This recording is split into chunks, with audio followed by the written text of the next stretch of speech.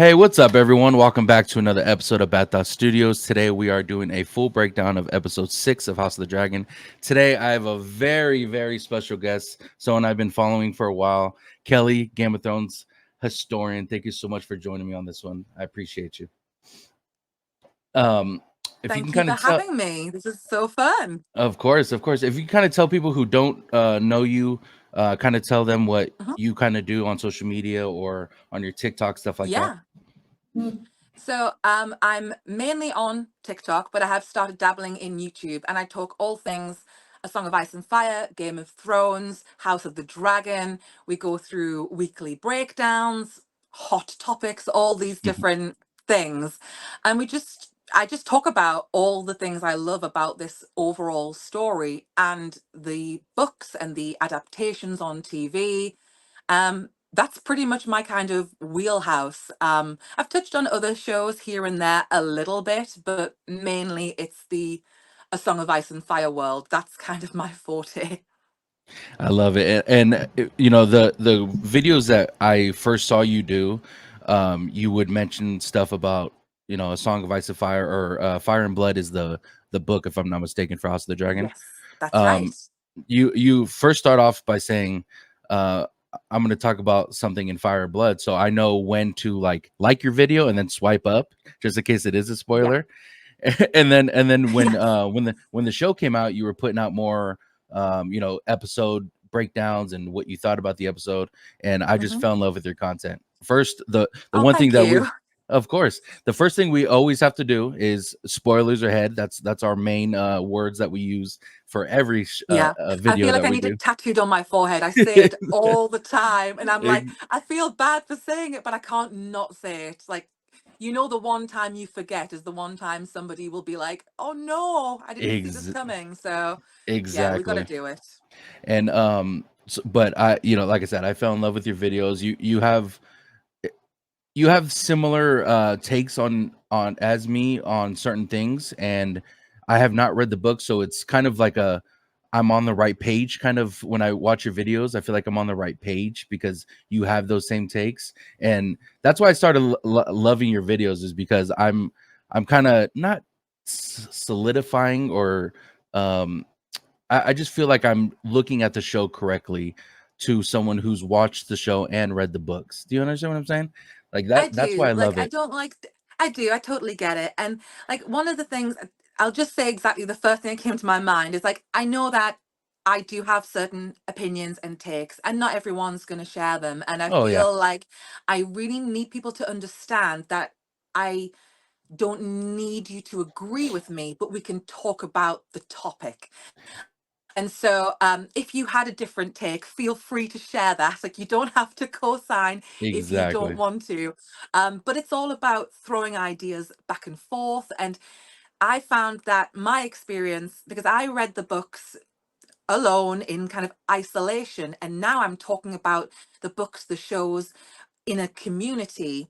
My Hmm. understanding of the story has grown. And so I kind of want to help in any way I can to help other people maybe come to certain conclusions, or maybe, figure out something they didn't think was going to be the case. I just kind of want to sort of help in that regard, if that makes sense. No, But it it's does. like, yeah, but there's a lot of people, even within like my close friends, where we disagree on different characters and everything, but it's almost not even about that. It's more about the intricacies and the nuance and getting into the Yes. weeds. That's kind of what I thrive on. And I find that when talking about A Song of Ice and Fire, Game of Thrones, House of the Dragon, there's so much we can talk about, and there's so much to pick apart and dissect. And there's always something interesting to talk about. And I always find myself learning. And that's Exactly. Yeah. kind of why I keep on doing this. And I always interact in the comment section and try and like keep an open mind, but enjoy it, have fun, see if I can learn something, because I know I call myself the historian, but mean, I don't know everything, I'm Yeah. certainly fallible too. So it's just awesome being part of a community where we can all throw stuff around, and it just makes it fun. Fun. Exactly. Exactly. And And we'll talk about the fandom and all that stuff after we do the breakdown. But the Mhm. the one thing that kind of I love about it, the way you said it, was you're willing to learn. A lot of people think that they know everything and they have their opinion, which is fine. You can have your opinion, but Mhm. the beauty about, conversing with someone is being able to listen to their side and how they view it, and then Yeah. vice versa. So I think that's where the fandom kind of butt heads, is like, no, my Yeah. opinion is better. No, your opinion's I not, know. And I feel like the thing that gets lost sometimes, and I don't know if this is a bad thing for me to say, but I'm going to say it. I'm kind of a little selfish because I do have my opinions, but I'm also somebody that wants to know as much as I can to hmm make the most informed decision. Like, I would hate to be somebody walking around giving my takes and being completely incorrect on something or Yep. wild of the mark, like stuff that's just like that would never happen in any world. So part of being open-minded is, yes, I have my favorites. I'm sure I've got my biases. We all do come with hmm certain perspectives, but you've got to keep an open mind because you might actually find a tiny little something that someone else says that spurs you to have an even better idea. And so you're evolving your thoughts and theories, and that for me is what I strive for. Like, I want to Yeah. understand this story as best I can and squeeze as much out of it as I can, but I'm not able to do that on my own. We need to kind of all come together and share ideas. And I feel like that is when the fandom is at its best, is when Yes. we're all throwing different ideas, and then it's like someone will say something and then a light bulb will go off and then everyone kind of goes crazy, and it's so fun because I feel like that is what George intended when he wrote the books. He wrote them in a particular way so that you do talk about things. It's not black and white. Yep. There are different interpretations, and sometimes nobody is right and sometimes everybody is right, and it's just an interesting way to analyze media. And I think it's also interesting in how you look at life in general, like with Yes. open Yeah. mind, because that's just going to benefit you in the long run, you know? Yep. I totally agree, and the interpretation of this show and the books and stuff. You were absolutely correct that George did that for a reason, so people will talk about the way they view it and the way they see it. We'll talk Yeah. about this during our breakdown, but the cricket scene when she stops singing, or she says that the cricket stopped singing. Like, Hmm. I put a video out yesterday, and the comments were filled with their versions of how they saw it, and I'm like, wow, that's actually intriguing. I never thought of it like that Yeah. either. That's the thing. Like, we're all kind of working towards an end goal of coming up with brilliant analysis and insight. hmm And I don't think it's a race to the finish. I don't think it's a competition. I think it's like a collective effort because I Exactly. don't think anyone can do all this on their own. Maybe George can. He's Yeah, kind I of, know. he's like the top dog. But I can just say hand on heart, like I've picked up so many things that would never have come to my mind had someone else not said it. So I don't want to sort of like toot my own horn too much because it is a collective effort. I feel like when you find your people within the fandom, that's when it's just the most fun. And you can really grow as a creator, as somebody who analyzes media and all of this kind of stuff. And as a person, like it makes me think differently in real life. Because hmm I don't know, have you watched the show Succession by any chance? I've been yelled at for not watching it, but I think that might be my next show after House of the Dragon. Oh, I'll yell at you if you don't. If I check back in 6 months and you haven't, it's brilliant. But there's a Okay. character on there called Connor, and he is unbelievably delusional and proud of it, and he doesn't want it to know any different.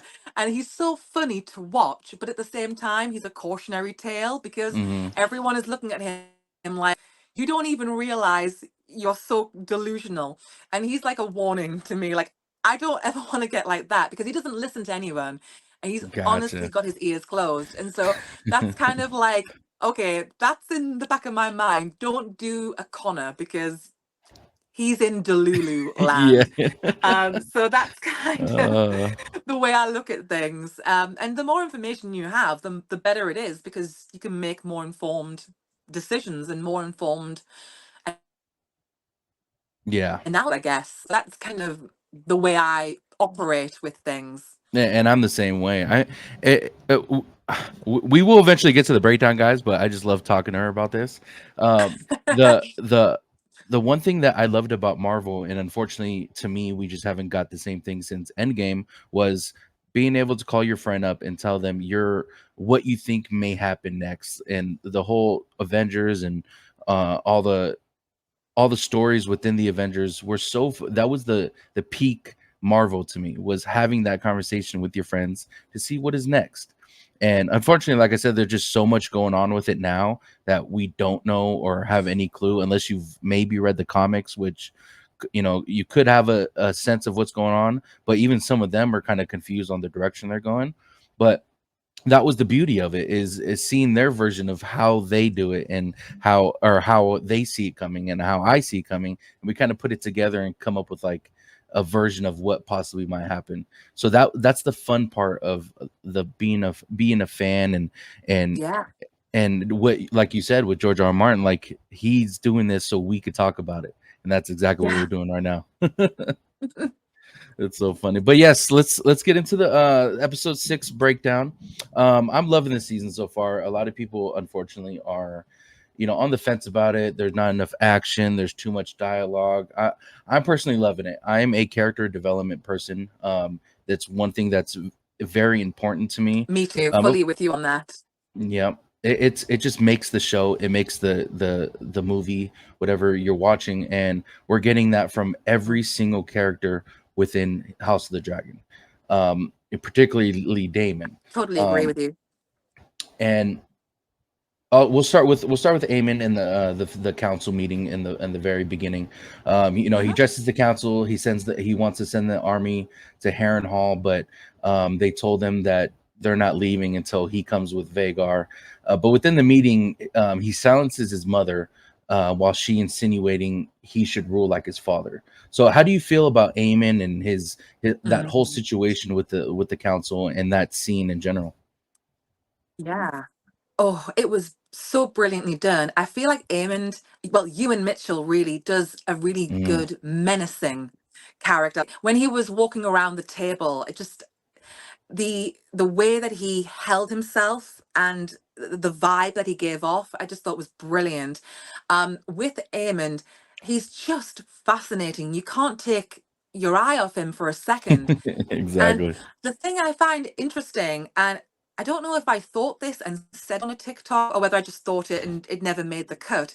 But I find like Eamon is quite on the ball when it comes to war, military strategy. He does seem to have a good grasp of things, even though he is a bit gung ho. He's a bit Mhm. eager, but he does seem to have really good fundamentals about how you structure a war, things like that. But when it comes to the nuances of ruling as a regent, he's completely out of his depth, because he has his issues that are going on. And I feel like he can compartmentalize them when it comes to Yes. battle planning. But when it comes to leading the people as Prince Regent, he's kind of dropping the ball. Because I'm wondering, with what's going on in the capital, with the gates being closed on his orders, and the aftermath, the lack of food, the people getting very panicked, I don't think Eamon has even thought about that at all. Like, Mhm. it's not on his mind. And so he's going down this path, and he has the biggest dragon. He has a land army. He does have a lot going for him on the battle strategy side, but he doesn't seem to realize that you can't just do that. You have to you've got to factor in the people and the mood of the realm, and the the way that your behavior has ramifications. I feel like he does go in a bit like a bull in a china shop, which can work to your effect in a Yes. battle, but you can't have that approach to everything. And I feel like Alicent knows this, and she, fair enough, she may have thought she had power when she kind of didn't. She sort of had light power, shall we say. But she does know a few things, and I feel like he is cutting his nose off to spite his face by not listening to her, because he just dismissed her outright. Like, thanks, don't call us, we'll call you. And I Yeah. felt really bad for Alicent in that moment, because she does have a relevant perspective. And it's very telling about Westerosi society, because in modern times, when you look at, say, a boardroom, you would think the inclusion of a variety of people from different backgrounds would be beneficial. So having a woman on the council is actually a really good thing for Hmm. Aemond, but he doesn't see it that way, which I just find so interesting. And I do feel bad for Alicent. Like, I think anyone would, to be just dismissed so quickly without a second thought, kind of cold. Like, he didn't show any emotion. He was pretty Oh yeah. pretty ruthless to his own mother. So, what do you think? It's funny because like I agree with you. I do feel somewhat kind of sorry for her, but you also I also think of it like her and Otto and Viserys kind of put him in this kind of position where he has no knowledge of how to lead the proper way, because he was, I mean, at least in the show Hmm. we never seen how close Viserys was to Aegon or Aemon. We don't get to Yeah. see that side. So, the if we had to blame someone, it would be Viserys, or it would be Alicent, or even Yeah, Otto. At 100%. and when um, we see this side of him, yeah, we feel sorry for her because she's getting treated bad, but we also got to put blame on her as well for, not Hmm. only that, it's kind of ironic because Rhaenyra pretty much got the same kind of treatment that she's getting right now, and Yeah. and It's funny it, you should it's say that. I've just done a video about that today, about how now the cows are coming home. No, not the cows, the chickens. That's it. The chickens. chickens are coming home. I knew it was some farmyard One of animal, those, yeah.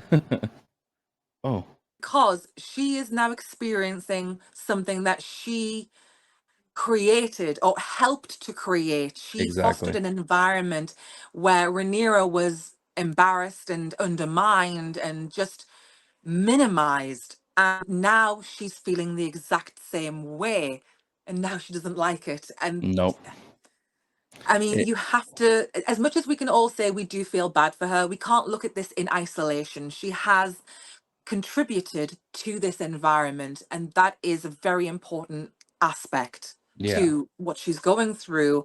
And I feel like she does need to, if the character wants to grow, she needs to kind of come to terms with that a little bit. But I don't know if she will ever get there, because it seems like Alicent, it's a lot for her right now. I Yep. don't know if she can have that realization at the moment anyway. And my question after episode 5 was, where does she go now? Like, what is her plan? Does she try to get Otto back? Otto's Hmm. not answering. Does she try to, sneak power back? Like, there's really no kind of Yeah.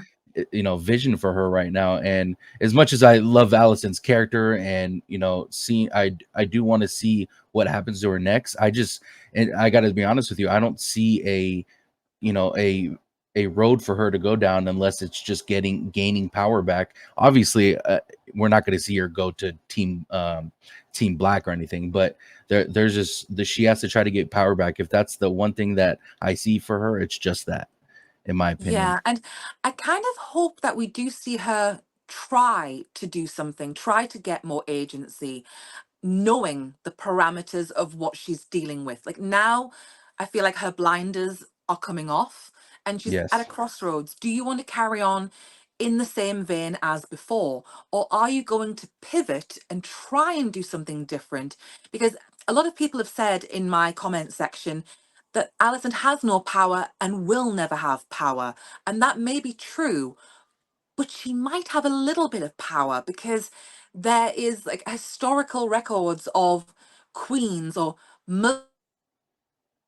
other kings, or wives to kings, and women who do still orchestrate things behind the scenes in a very subtle way.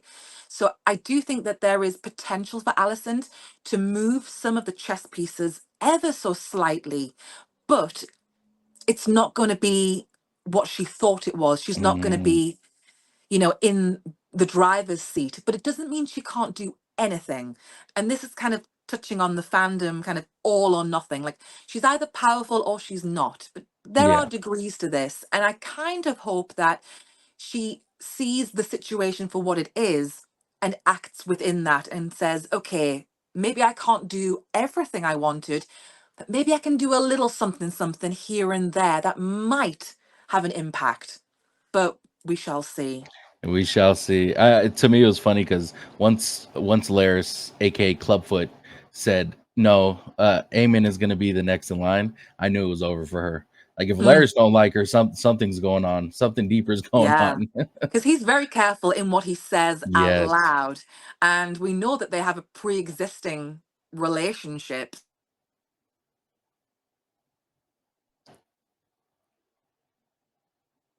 So, like all that, the power that she thought she had.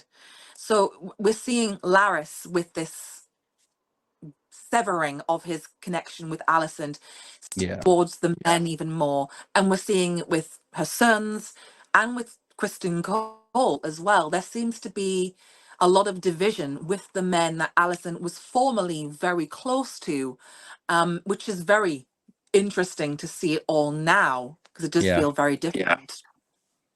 Yeah, it's very intriguing to see what happens next for Allison and even Eamon for that matter. A Hmm. lot of people thinks he's ruthless. I'm on the other end where, yeah, he's ruthless, but in the midst of battle, in the midst of war, he is a ruthless character. But he's not out doing what say Aegon did in season one, terrorizing damn near the whole King's Landing with his bastard children and doing what he was doing. Like that was ruthless. And this season, like in my comment section, they're just saying he was already ruthless, but I disagree with that. I don't. In the midst of battle, yeah, you're gonna have to be. And he already said he felt sorry for what he did to Yeah. Lucerys, and what he did to his brother. Yeah, it was wrong, but at the same time, strategically, you've seen him take a shot at both of them. And if that was the only shot he was gonna get, he had to take it. Yeah, And context matters. It's yep, not like he just did it out of the blue for funsies. Like, yep, there is a reason why this character is in the position he's in and doing what he's doing. Like, if you just walked down the street and said, yeah, that guy, he tried to take out his brother, people will be like, yeah. what? What? But in the context of what has been going on and the continuation of that, it's almost like this brotherly love that it's disintegrating as the days go by, as the years go by.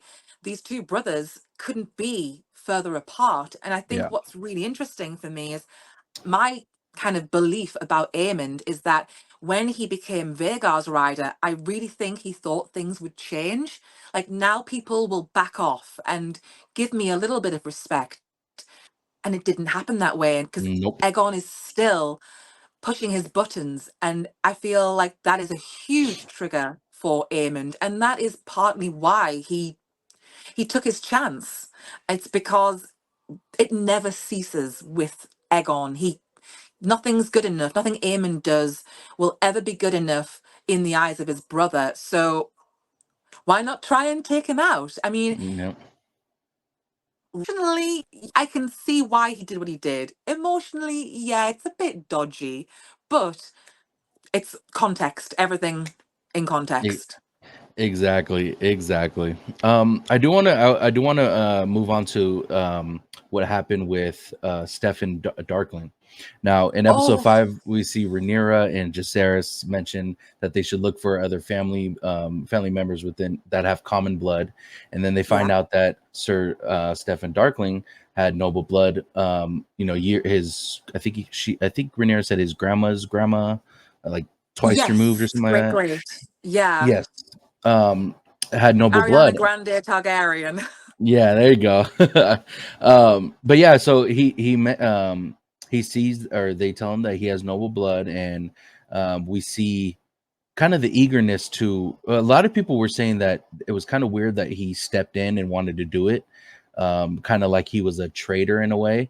But I almost like he looked like he was doing it to please his queen, do whatever he can to not take orders, but please Rhaenyra. And that's what I took Yeah, from it. I But agree. what was your whole thought process on the way he was told? And I then thought, we yeah, we can even go on to like what happened as well, just so we can yeah, put it all together. absolutely. So at first thought, I think for some characters, it would have been, I could kind of see some people being opportunists, like, oh, I can get a dragon for me.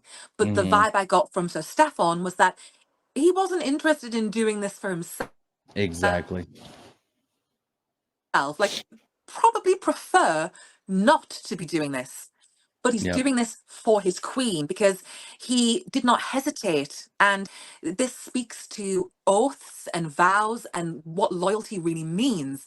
And I feel like he was a real one because he wasn't doing this for selfish reasons.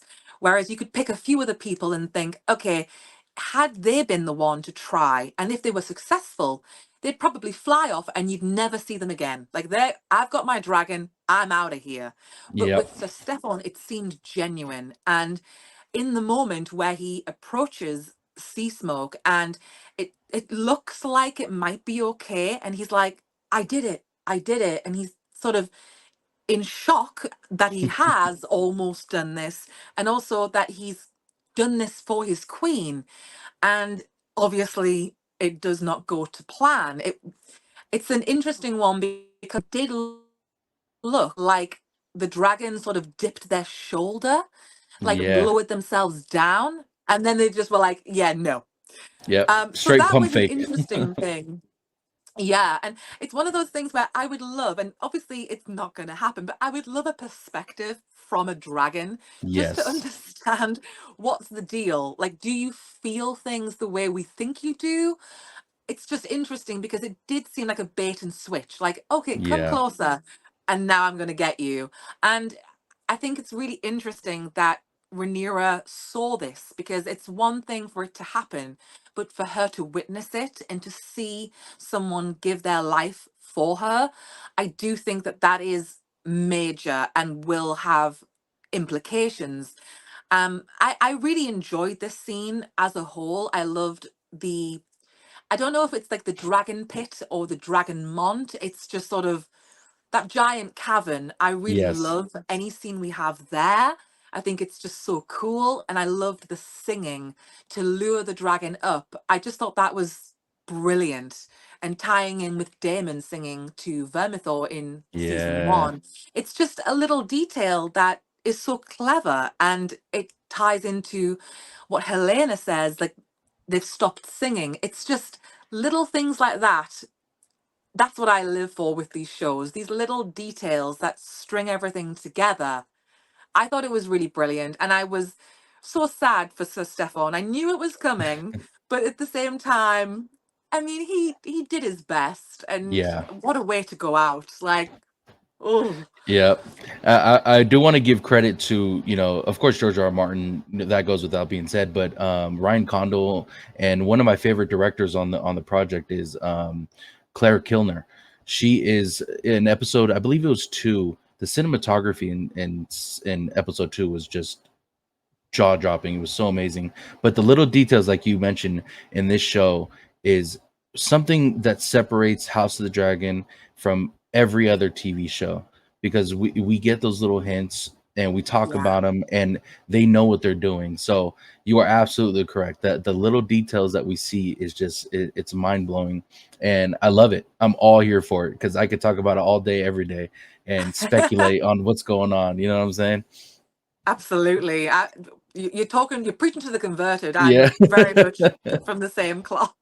Yeah, for me, that scene was very was very cool to see, except for the whole burning part. It was kind of unfortunate because, um, you know, people or Rhaenyra got to see it. Now, after that, we see the slap heard around Dragonstone because of how mad she was and how pissed, how pissed Hmm. she was. But you see Sea Smoke pump fake and say no.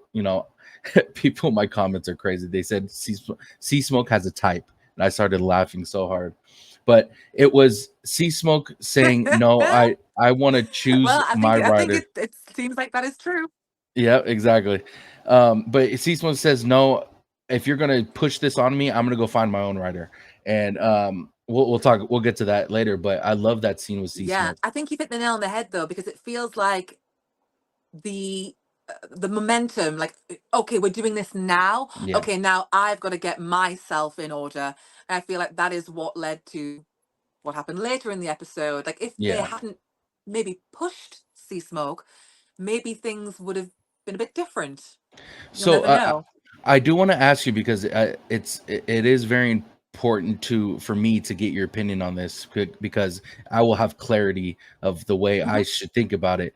Um, Now we all know that Lenor technically is still alive, or at least Hmm. in the show as show watchers, we know that he's still alive.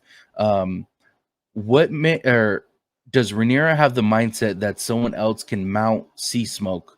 Think with her knowing that he is still alive, or what's the whole thing around it? Because I know in the books they tweeted Yeah. out that George R. R. Martin made it crystal clear that the writer has to die before another one can mount the dragon. Now, I'm Hmm. assuming they're going to be doing it different in the show because we are getting her not forcibly, but getting people to ride Sea Smoke, knowing her husband is potentially still alive. But what's your Yeah. outtake on the Sea Smoke, Lenore, and all that stuff? Yeah.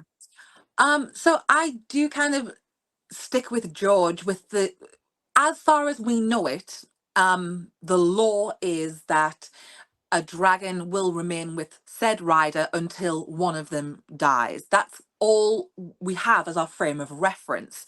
And Mm, obviously, George has co signed that.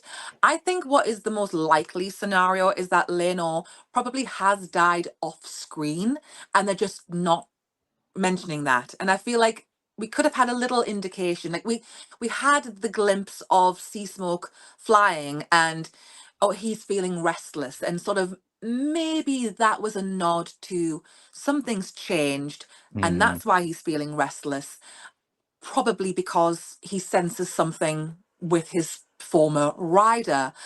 But I do think they could have made that a bit more clear because it yes. is really vague. Because officially, we don't know he's not alive. So that's kind of the issue. I feel like we need a bit of confirmation one way or the other. I look at it like he died off screen, in his sleep, something, nice, nothing, nothing Yeah. remotely dangerous. He had a happy life, he lived how he wanted to, everything went great, died in his sleep, probably the best outcome for any of us. You're right. But I feel like they did not make that clear, and so because of that there is speculation that he could still be alive, and that I think is a bad path to go down because you're starting to mess with dragon law. And I Hmm. feel like there has to be some ground rules. Do you think that all we know and all we are told is that a dragon and a rider, their bond is so unique that there's not really any examples of abandonment unless it's through death. And so their Yeah. choice to keep Lenor alive, I don't know if I would have done that. It felt like yeah, maybe they created a rod for their own back with that decision because if you're never bringing him back, What's the point? do, what's the point? Like, no offense, Leonor, but can we just kill him off now? Yeah. Because what is the reason? And I feel like it wasn't a necessary thing to do unless you were going to bring that character back, but that does not seem to be the case at all. So it's a bit of a bit iffy, but I look Yeah. at it as okay, if he was alive when he left, he died at some point. But the thing I do still have an issue getting my head around is why the dragon would not have followed him. because it seems like that would be the instinctive thing that a dragon would Yeah. do. And it's almost kind of touching on what happened in Game of Thrones with Arya Stark and her direwolf Nymeria, where she had to, Mm, forcibly get her to go away for reasons, yeah. to survive. It was for their own good. I don't know if that was in the minds of the writers when they were putting this in place, but it does still kind of irk me. I don't really understand why Sea Smoke would not have gone to Essos with Lenor, not realizing the plan Yeah, that was exactly. there. Like the dragon's not gonna know. He's like, I'm Yeah. just going wherever. That is a little bit of a, yeah, I don't really know what they were going for. It seems like a little bit of a mistake, but Yeah. it's not It, the end of the world. it makes total sense. And like you said, there is certain lore that you shouldn't touch. And I do agree with you. If that is the lore, I don't think that's something they should change. The only reason why I speculate that they are going to change it, as a viewer perspective, is because unless that was a sign, Sea Smoke being restless or lonely that they mentioned episodes prior, unless that Yeah. was them saying that they know that Laenor is no longer alive. But in that scene where she puts Sir Stefan on in front of Sea Smoke, and in our heads we still think that Rhaenyra assumes that he's still alive. So that's the reason why I think Yeah. they might change the lore, but I do agree with you. It makes more sense for Laenor to be dead, and and you question what was the mindset of leaving him alive in the first place if we're going to kill him off screen, unless we're going to somehow see some Yeah. spin off a Laenor for some reason in Essos, but I know. we Like, not. does he just turn up one day in the middle of the war? Like, I'm back. Like, Yeah, I'm not 100% sure what the thought process was for that, but I mean, it's not the biggest thing ever. Like, yeah, I can kind of I can rationalize the situation in my head. So yeah, okay with it, but at the same time, it's it's little things like this that you have to kind of tread very carefully on, because people do value the law so much, because there's not a lot that we can go off of with the dragons, because we don't know the dragon's POV, for instance. But we do know that these bonds are so special, and I think you've got to remain in that space of these bonds are unique. They are very different from regular animal person bonds. It's something on a different level. And also, dragons are magical. So you've got that element sprinkled in too. yeah. So I feel like if it was me, I wouldn't start dabbling. But that's Yeah, no. that's just me. And I love in season one how they kind of emphasize that the bond between Ryder and Dragon is something special, because when Rhaenyra had the stillborn child, we see a Cyrax in her. I don't know if it was a Yeah. vision or something like that, but it I wasn't sure if it shows was like juxtaposed at both at the same time, kind of happening. Yeah, I thought that was exactly. brilliant. Whoever's Yes. idea that was, chef's kiss, because that was just, it was just a small little something, but it meant a great deal in the wider context of the fandom. Like, I feel like the fans really, really appreciate that, because it's just a nod to how special that bond is and how Exactly. important it is. Because they didn't have to do that, but the fact that No. they did, I loved it. Yeah, beautifully said, and I agree with you. I loved it as well. And we don't in House of or Game of Thrones, we didn't get kind of the bond when it came to Daenerys and her dragons, because she birthed them. It was a different kind of bond than what Yeah, it's they a have in different House of the kettle of Dragon. fish entirely. Yeah. Somebody actually commented that on one of my videos today or yesterday, sort of saying, well, how come, she has these three dragons and, no one else can? Like Rhaenyra can't, Aegon doesn't have three, and it's just whole different story, whole Yep, different situation. exactly. I do want to move on to Damon. This Harrenhal thing, I got to admit it is something I'm not 100% behind. I do love that he was there. I do love the storyline and his arc that's happening. I just think that they could have lowered to at least 3 episodes of him finally seeing Viserys. But at the same time, it doesn't take away from how I like this show or how I'm Yeah. enjoying this show. It is a very necessary character arc for Damon because we've seen his mindset in season 1. We've seen his mindset in the first couple episodes, and him being at Harrenhal is very it's helping him in a way. Yeah. It's making his mind right, and we see that. And I kind of want to mesh the two Viserys scenes together. Hmm. So in the first one, we see him. He enters the throne room. He mentions the "Did you say it?" Air for a day. And I loved that scene. Absolutely loved it. I was like, So did yes, I. this is Brilliantly exactly what I done. wanted. Exactly. I got chills. I was like, it's happening. It was like a Michael Scott moment. Like, it's finally happening. Yep. I've been hoping and praying for this. Like, if we're getting flashbacks, I was like, I need Viserys to pop up. And I feel like we were spoiled. We got him twice. Like, it Yep. was a real treat. So I'll let you carry on. Sorry. No, it's okay. And I love it because not only did he say word for word the lip, I think it's lip spittle or lick spittle, the word that Yes, he uses. Lickspill. Yes. As soon as he said that, I was like, oh my god, I'm all here for it. But Yeah.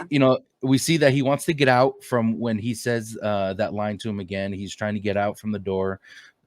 Sir Simon opens the door, and he does what he does. But in the second scene, we get him comforting Viserys when Emma and Balon die, and I was gonna say unalive because we can't say that on we have to say that I on know. I was TikTok. just talking about that with my husband today, and he was like, "What does that mean?" I'm like, "It's just because you can't say that. It'll flag this, that, and the third." But I just sometimes just say it. I don't even. Yeah, I can't even stop myself. But it's so funny when you think about it. yeah, it's hilarious.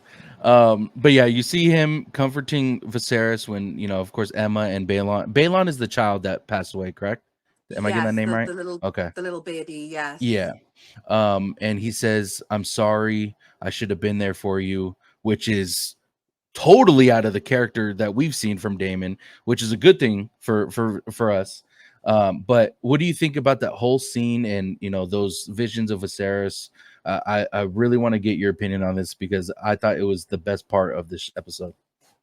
I couldn't agree more. I think it was one of my favorite scenes. It's up there. I don't want to say it was my favorite scene ever in Hmm. House of the Dragon, but it's up there because it was so needed. I do Yep. agree the Harrenhal scenes, they went on a little much. I do think you hit the nail on the head. We could have squeezed that into, shorter episode. Like we could have got that in like 3 episodes. I feel Yeah. like it did drag on a little bit because we weren't sure where this was going, and I feel like the scene with Alyssa in the last episode, where everyone Yes. was like, where is this going now? It was sort Yep. of the pinnacle of craziness. And now with this scene with Viserys, I'm like, oh, I see what you're doing now. I get it. I see Yep. where this is going. And this is so necessary for this particular character. Damon needed this. Could it have been done in a more succinct way? Yes. It does feel like he's been in Luigi's mansion for weeks on end. Yeah. I But at the love that. same time, I do see the light at the end of the tunnel now. And that's kind of what I've been saying when people have said, oh my God, I'm so sick of it. And I'm like, I get it. I totally get it. Hmm. But we're getting there now. We're really starting to move because the thing with Damon is he has this habit of running away, as Massaria said. Like it's Yep. his MO. He does this all the time. And you've got to look back at what are the triggers in Damon's life. And it's his family, it's Rhaenyra, it's his parents, it's Viserys, it's his wives. Like all of these people have shaped Damon into who he is. And when you break it all down, when you look at what are Daemon Targaryen's demons, it's when he's let his family down. Yep. And we saw at the Beautifully beginning of said. the season, thank you, we saw it at the beginning of the season where it's like he does it again. He makes a big mess with blood and cheese. Like, obviously, it didn't go how I think he intended. Things got out of hand, but he has blood on his hands Oh regardless, yeah. and he's undermined Rhaenyra. And this was the thing. It's like he's not learned his lesson. And he did the same thing with the River Lords. He did not realize what he was doing. And so the visions continue because I feel like they are pushing him towards having this come to Jesus moment kind of thing. Yeah. Like you need to go through this in order to come out the other side. And I think he's starting to see the light now because he he goes from not being there, abandoning his brother, letting him down. And I feel like Damon always knew this in his heart of hearts, but now seeing this vision, it was being laid on a plate in front of him. Like, you've let me down again. You let my daughter down. You keep doing this. When will you learn? And it's almost like these visions are Alice Rivers, her attempt to shake Damon, like, Yep. wake up, get it together. And I find it so interesting that he had that conversation with Alice in the God's Wood of all places, which is just creepy and at the best of times. And he has this conversation where he starts off still full of bravado, as per usual, but then he starts to humble himself and ask for help. And that is the shift. And then the next vision, you see him coming through for his brother in a way that he never really did, not in the Yep. way that he needed to. It just felt absolutely perfect. And it makes sense now, looking back at all of these visions. It's trying to move Damon further along in his development. He needed to go through this. And I can see why they've done what they've done. I loved it. And just Yeah. him holding his brother, because we saw him holding Viserys, like when he was helping him on the throne Oh back in yeah. season Loved one. it. It's just little moments like that. Everyone just, the crowd went wild. We loved it. Like, yes, it was amazing because now my hope is that Damon can start to be better. He can Yep. start to think things through from a more well thought out perspective because he does act rash. He's Oh yeah. always done that. And sometimes it works to his advantage, sometimes it does not. Yep. And he's got to learn to get that balance right. And it's interesting when you look at the two brothers, and I always say that Damon is kind of the wild card, Viserys is the more conservative one. They are, very, very different as siblings, but they always love each other. Oh That's yeah. always been there. And I think it pains Damon that he never really got to be on the same page with Viserys before he died. Like almost a regret. Like once someone has passed on, you've lost your chance. And I Exactly. think he's partly overwhelmed by these visions, but also I think he will realize in time how grateful he is for them because it gave him that chance to right the wrongs of the past. And he did what he needed to do in the end, almost like he healed part of himself. Yes. And now he's done that. Hopefully, he can carry that through with Rhaenyra because she needs that energy from Damon as well. Will he mess up? Probably. He'll Probably, still be yeah. Damon. He's still a bull in a china shop or a dragon in a china shop. But I do think this was important and it was beautifully done. And it was so nice to see Paddy Considine back. Him Oh and Matt yeah. Smith are brilliant. Like, oh, fabulous. And I didn't even know this was coming. Like, I'd heard about Alyssa a few days before the episode aired. I did not know about Lena. That was a nice surprise, and Oh yeah. Viserys was a surprise. So I was just like, when he opened up in the throne room, and it was kind of hazy, and I was like looking like, is that who I think it is? I And then was he started so talking. thrilled. Yeah, and then he did that speech, and it was just a full circle moment. I thought it Yeah. was brilliant, and whoever's idea it was, they deserve a raise because it was very important for the character development. And just like you said, like I'm very much about that. Like that's what I get from these shows. It doesn't have to be all action and things like that. It's like, can I see this character grow? Because we're looking at people as human beings, and it's like, it's the human experience. You want to see Exactly. people grow. And I think this was just very important pivotal for Damon. I only hope that he doesn't screw the pooch and just forget everything he's learned, because it's all been for a reason. So I hope that that shapes how he goes on for the rest of the season and into season 3. Like, he really steps up. That's the hope, Exactly. anyway. And I kind of, as soon as we saw Damon, after Sir Simon told him about what was his name, sorry, I gotta go back to my About the notes. Tullys. Yeah, the Tullys, correct. The Tullys, Mhm. when he said that and then he left and he started crying, that's Yes. when I knew that it was a different Damon that we were seeing, because no way in hell we would ever see Damon cry on his own. Yes. Oh, not in a month of Sundays. Yeah, Absolutely not. Like, he's all about the bravado and putting up this persona, and being emotional doesn't really fit in with that. But I thought it was brilliant. You could feel the relief coming out of this character, that obviously sorry that, old Lord Tully had to kick the bucket, but I know. for Damon it was a bit of good news, and it was like, maybe things are changing, because it's been bad news after bad news. So Yep. I felt that relief. And I think Matt Smith has done an amazing job with Damon. I mean, since the beginning, but especially this season, just brilliant.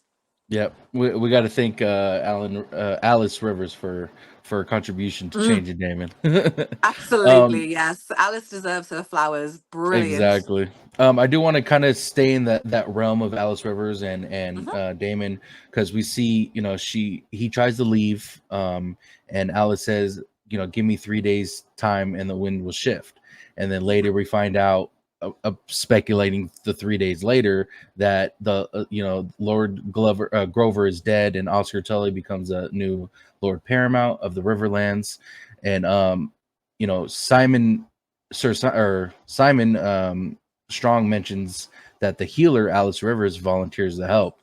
Now, we that none of us saw that coming, because there was speculation that she was a ghost, that Damon was the only one seeing her. Yeah. I want to get your opinion on that scene, of course, but also Mhm. what you initially thought Alice Rivers was. I mean, I guess you kind Yeah. of know from the books. I don't know how it is in the books, but Yeah, just she's your overall she's thoughts on pretty that. real. I mean, she's very witchy, but she just seemed to exist as a non-ghost, like a mortal ish kind of person. I always thought she was real, and that it was just done in a way to make it look kind of spooky and a bit weird, but I Yeah, I didn't think she was just a vision or a mirage. I thought she was real, but I do think it was interesting that that Simon said that, and we got official confirmation that yes. she does exist, and that she had kindly offered her services to the Tullys. And obviously we know what happened. Maybe Uh, a pillow over the head or something. yeah, Who I knows what was she just was about to say doing? that. Yep, that's Yeah. funny.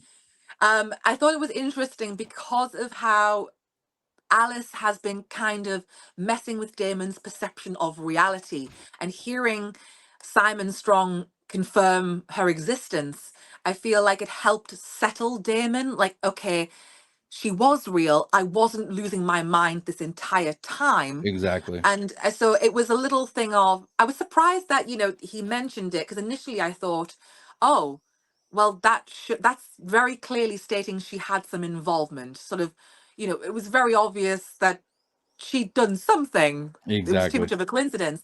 But then I thought about it a bit more, and I was like, okay, I think the reason that he did refer to her specifically and acknowledge her was to help Damon, not realizing he was helping Damon, but it helped Damon realize that she was real, and that yes, these were dreams and visions, but they were also still kind of real in a sense, because there is magic in this world. And I'm not saying that these people came back from the dead, but they were real to Damon in the moment. And Hmm. what he's done, what he's gone through, even though it was a dream or a vision, it was still real, and the progress he's made was real. So I feel like that was just cleverly done. And I'm a big fan of Alice Rivers. I didn't know whether I would like her or not, but I do find myself kind of rooting for her Yeah. because of the perspective she's brought, talking about the women and the children, the weak, the small folk. I feel like so far, she's done Damon such a huge favor. Now, is there going to be another shoe to drop? Do we fully trust her? No. She might do things that are a bit strange, or we might be rooting for her all the way. I don't know yet, but what I have seen of Alice, I thought has been brilliant. And I love the wit that she has. Like, she's very quick and very sharp with what she says, but also very straight to the point. And she's not afraid of Daemon, which I love because I like to see Daemon Targaryen humbled. It's Yes. always amusing when the women are not scared of him, and he's not used to that. And I think it's perfect. Yep, yep. I totally agree with you. I do want to kind of talk about Alan, and we'll get to Adam eventually. But we see Alan of Hall. He's wearing I'm not sure the proper term for it, but like a cloth over his head, kind of Hmm. hiding his head. And then Yeah. Corlys, he asked him to sail with him as his first mate. And Alan kind of hesitant to join, and he asks if it's a command or is it a he asks if it's a command or not, and or is it Yeah. volunteer. And later on we get to see Alan and Adam talking, and they're pretty much, and he's shaving his head, and you can clearly see the white hairs growing from his head. So Hmm. clearly, as a viewer, you see he's trying to hide it for a reason. He doesn't want Yeah. to be looked at as a bastard son of Corlys. And Yeah. but Adam still has that mindset that something could potentially still come of me being a bastard son as a Valarian. But what was your whole thoughts on that scene, Hmm. and the two brothers? Yeah. I loved it. I'm a big fan of these two brothers. I think the actors are amazing. Like, I'm very Amazing. excited for them. And it made me very excited because the two brothers they're on a similar path in terms of, they've not been acknowledged, and Mhm.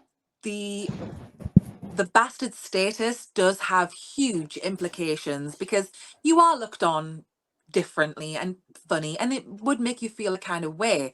But also, I thought it was interesting how they both kind of handle it differently.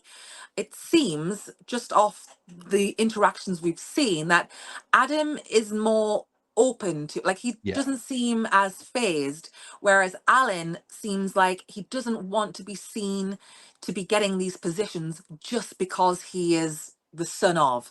And Yes. I find that is interesting, like, to go to the lengths of shaving your head. I feel like that is quite a commitment. And so it's interesting that they had different approaches. And obviously that will play out in different ways. And obviously we saw, Alan is going to be attached to the sea, Yep. Adam more so to the sky, which is interesting. I feel like they are two brothers on a similar path, but also on a different path at the same Exactly. time. Yep. And it's interesting because if you have this status as a bastard, it's going to affect you in different ways, and it will affect siblings very differently.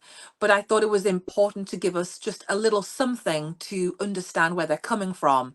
And even though it was only a few moments here and there, I'm excited to see more and more of these brothers because it's interesting because they come from essentially from nothing. Like, their mother was a captain on a ship, kind of pulling themselves up from their bootstrings. They've had to work hard, nothing's been handed to them. But at the same time, now they are kind of getting dragged into this crazy situation with these royals. And all of Yep. a sudden, you're no longer sort of one of the people, you're now with the other people, because it seems like we're going along that line of, you know, there was this denial, or kind of we didn't talk about it. Now the conversation is, we're talking about the father and the implications of that and Yeah. where that will lead, especially with Corlys asking Alan to be his first mate and him reaching out. I thought it was really important that we had that because to me it was Corlys kind of doing the last thing that Rhaenys Ray asked needs of to him. Like, exactly, I feel like exactly. almost in the exact same spot. It felt like they were in the same position Oh as they yeah, had yeah. been. And so I just kind of got chills of him doing this, like making it right. And obviously Alan is a bit like, what's going on? He's not privy to that conversation that they had, but it's sort of like, is this for real? Is he serious? Like, what? You kind of sort of feeling him out a little bit. But Mm. I thought it was really brilliant that we had that parallel to Rhaenys, and it showed how much Corlys loved and respected her and how much he misses her. To finally, after all these years, make it right. I loved it, and I'm excited to see where it goes. I do have a quick question for you because I really I don't know the answer to. Mhm, It's the different hair colors with Alan and Adam.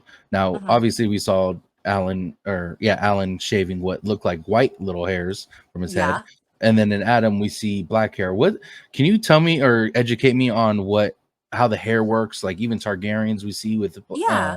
black Um, hair and the thing that's kind of funny is the Valarians and the Targaryens, they go way back. They've married into each other's families for forever. And mm, so it's kind of like a melting pot of DNA, mm, and genetics.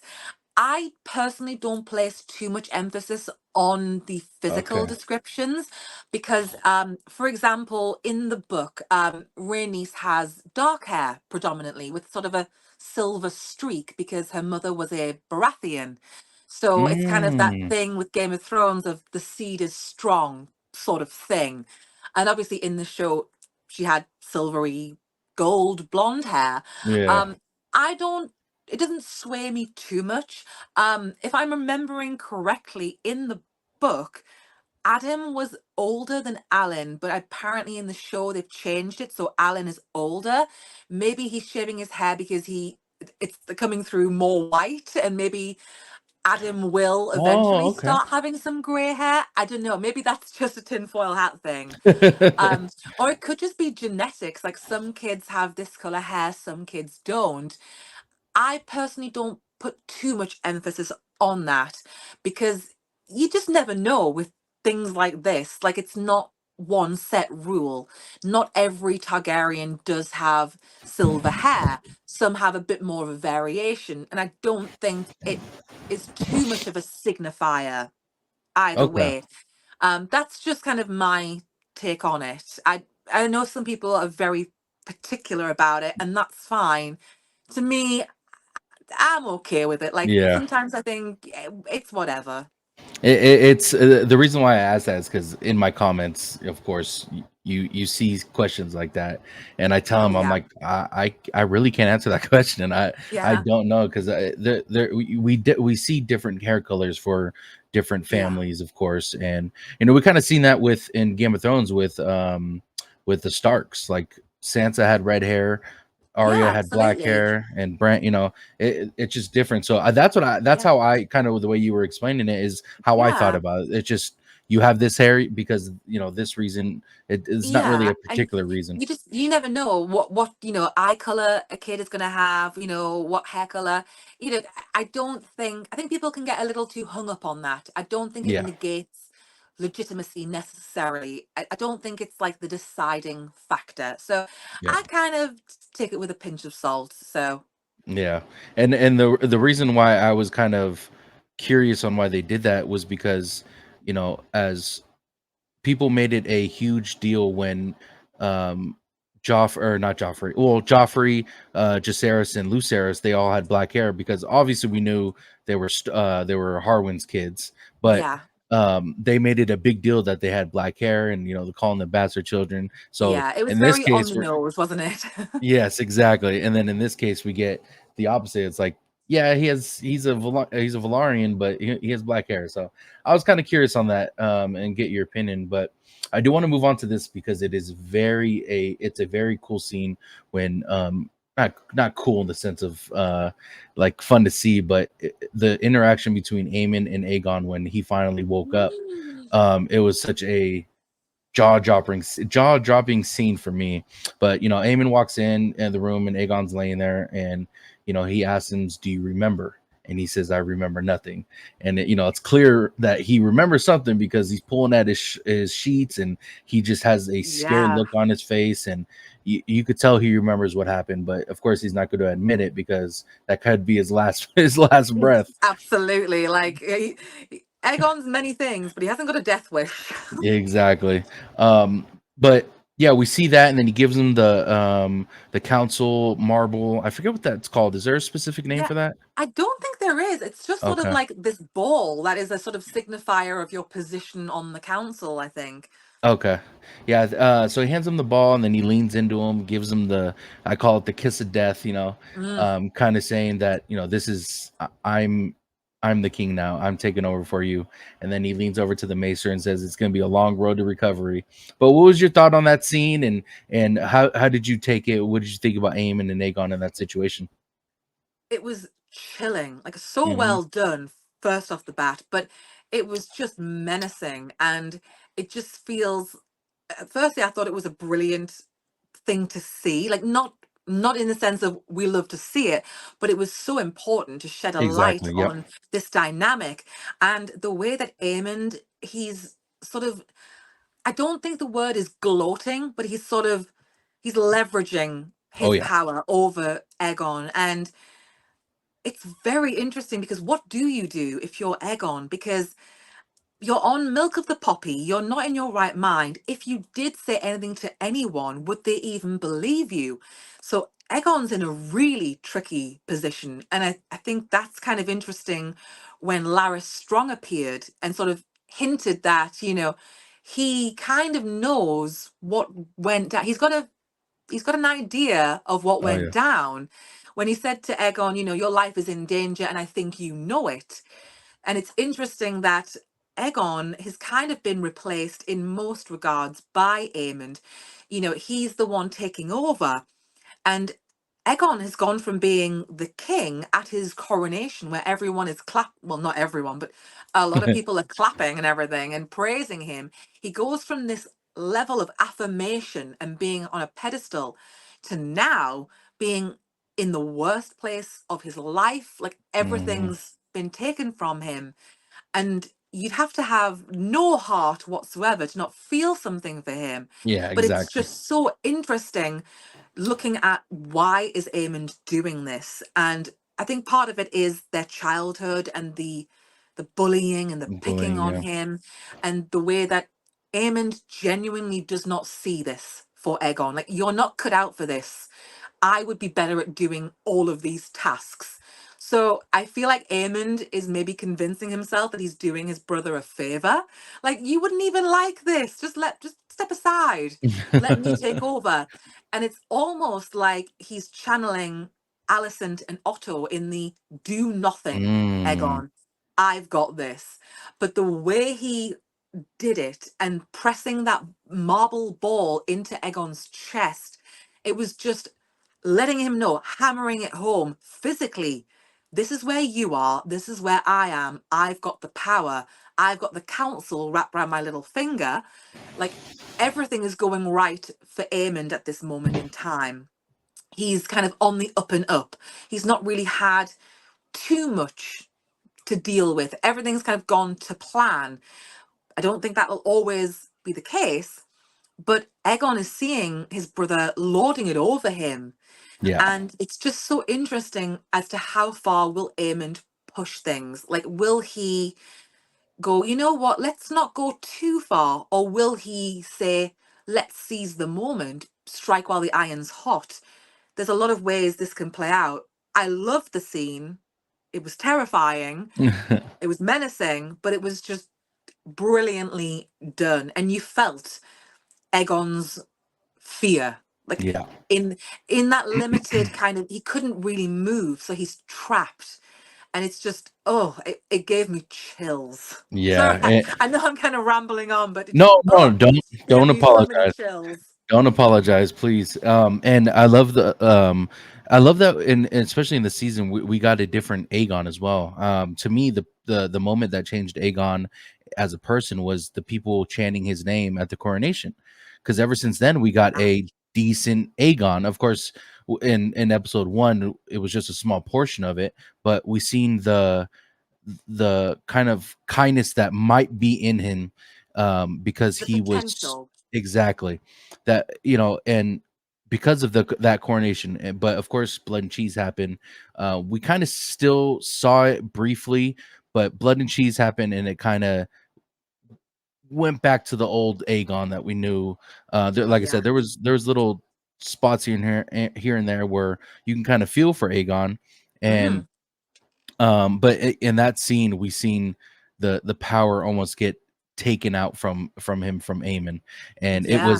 it was a chilling scene, like you said. And um that part right there was the most ruthless part, from Aemon's character, in my opinion, throughout the whole season, because I he agree. It makes Luke look like, because they weren't that tight, and obviously exactly. everyone's calling him a kinslayer, and obviously he's not killed his brother, but dude, like it's very kind of biblical, sort of Cain and Abel, very like this is deep rooted stuff, Yep. and it's kind of wild that it's been allowed to get this bad. And I kind of look to people who were around the boys during these formative years: Alicent, Kristen Cole, Viserys, Otto, all of these people who, like, did you guys not see how bad things were?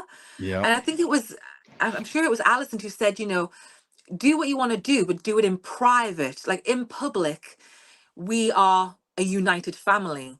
And it's like, Hmm. it makes you wonder, in those years where we had that time jump, we saw moments, but it seems like it must have been all the time for Aemond to be so resentful of everyone, really, but very much so his brother. And it's one of those things that kind of touches on, like, when we're talking about things that you don't mess with taboo things like kinslaying. Like, that is just, Exactly. it's taboo for a reason. And I feel like Aemond needs to be very careful because, if he gets another chance, he's going to probably try again. Hmm. Um, and it's like, is that the person you want to be? And it ties in with what's happening with Damon, because in a way, I would kind of like Aemond to have an interaction with Alice Rivers where she does a similar thing. Like, is this the man you want to be?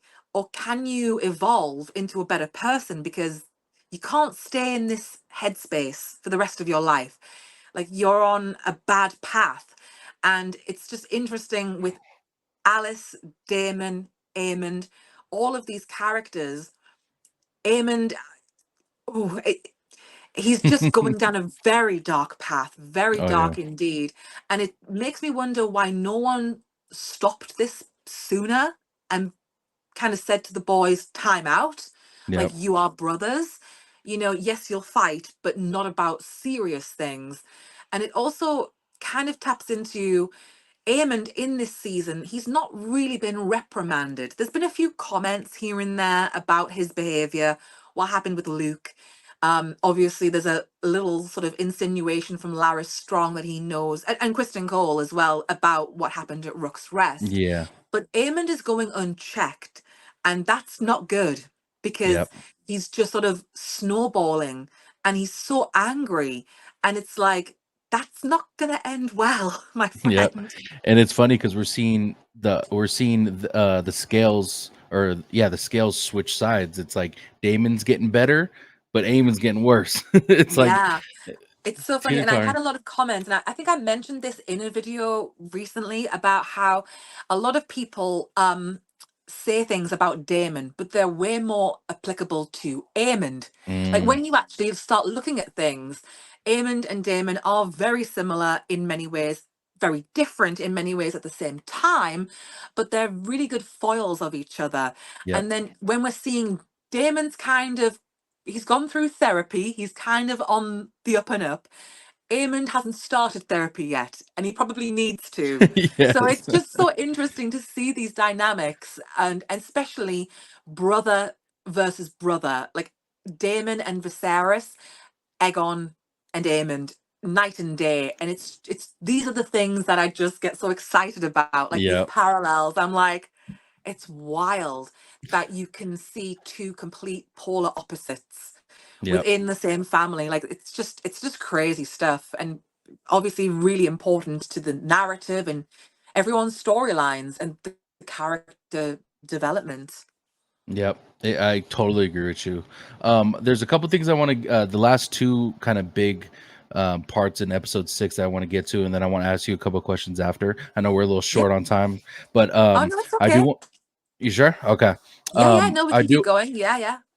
I do want to talk about of course, Masaria and Rhaenyra. I want to kind of combine the two, the Hmm. plan that they came up with to fight the war without actually having to fight. And Yes. we'll kind of tie that into Alicent.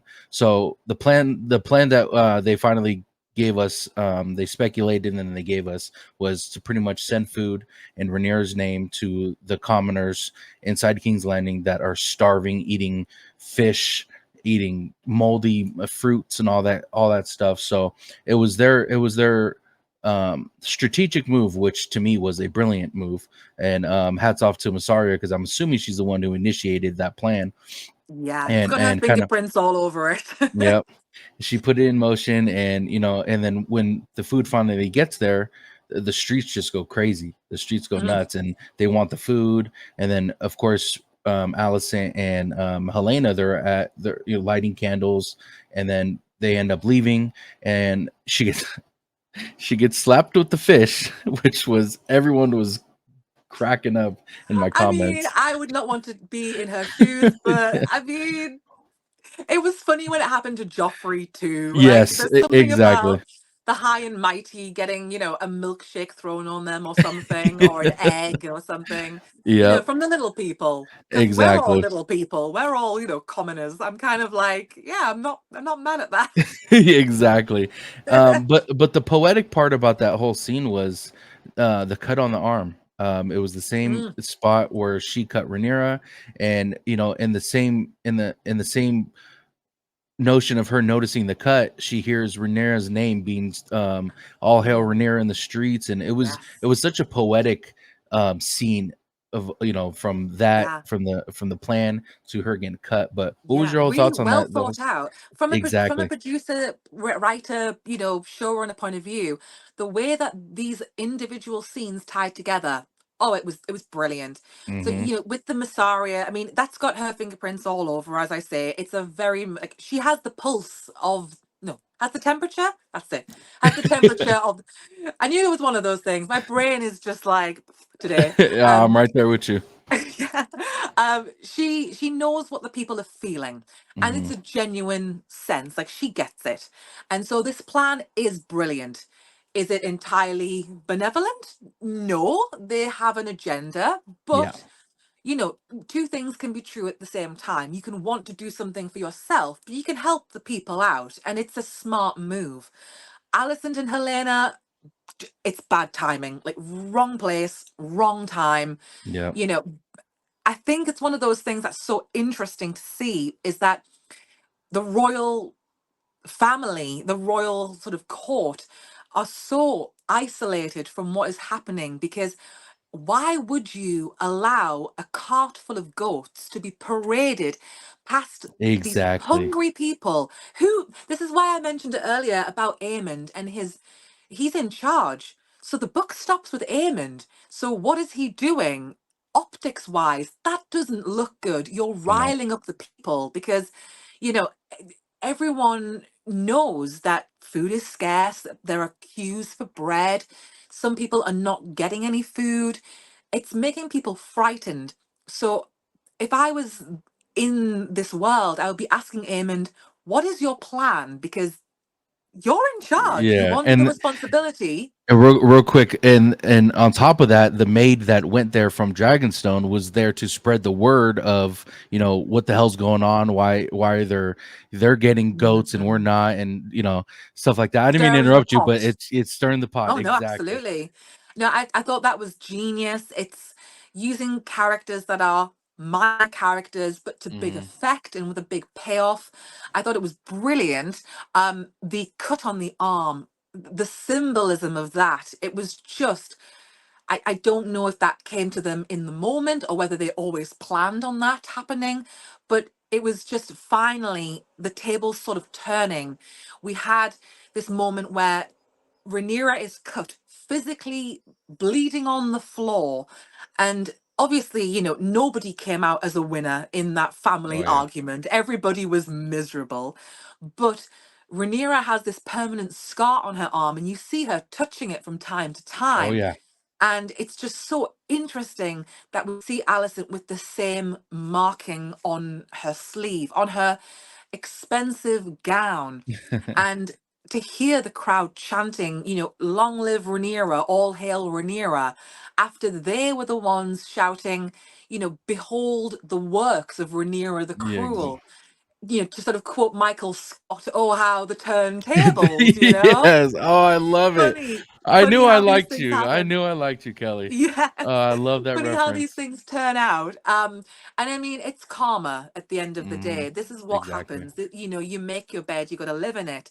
But the other sad thing is that, of course, it's the two women who don't really have too much involvement that are on the sticky end of things.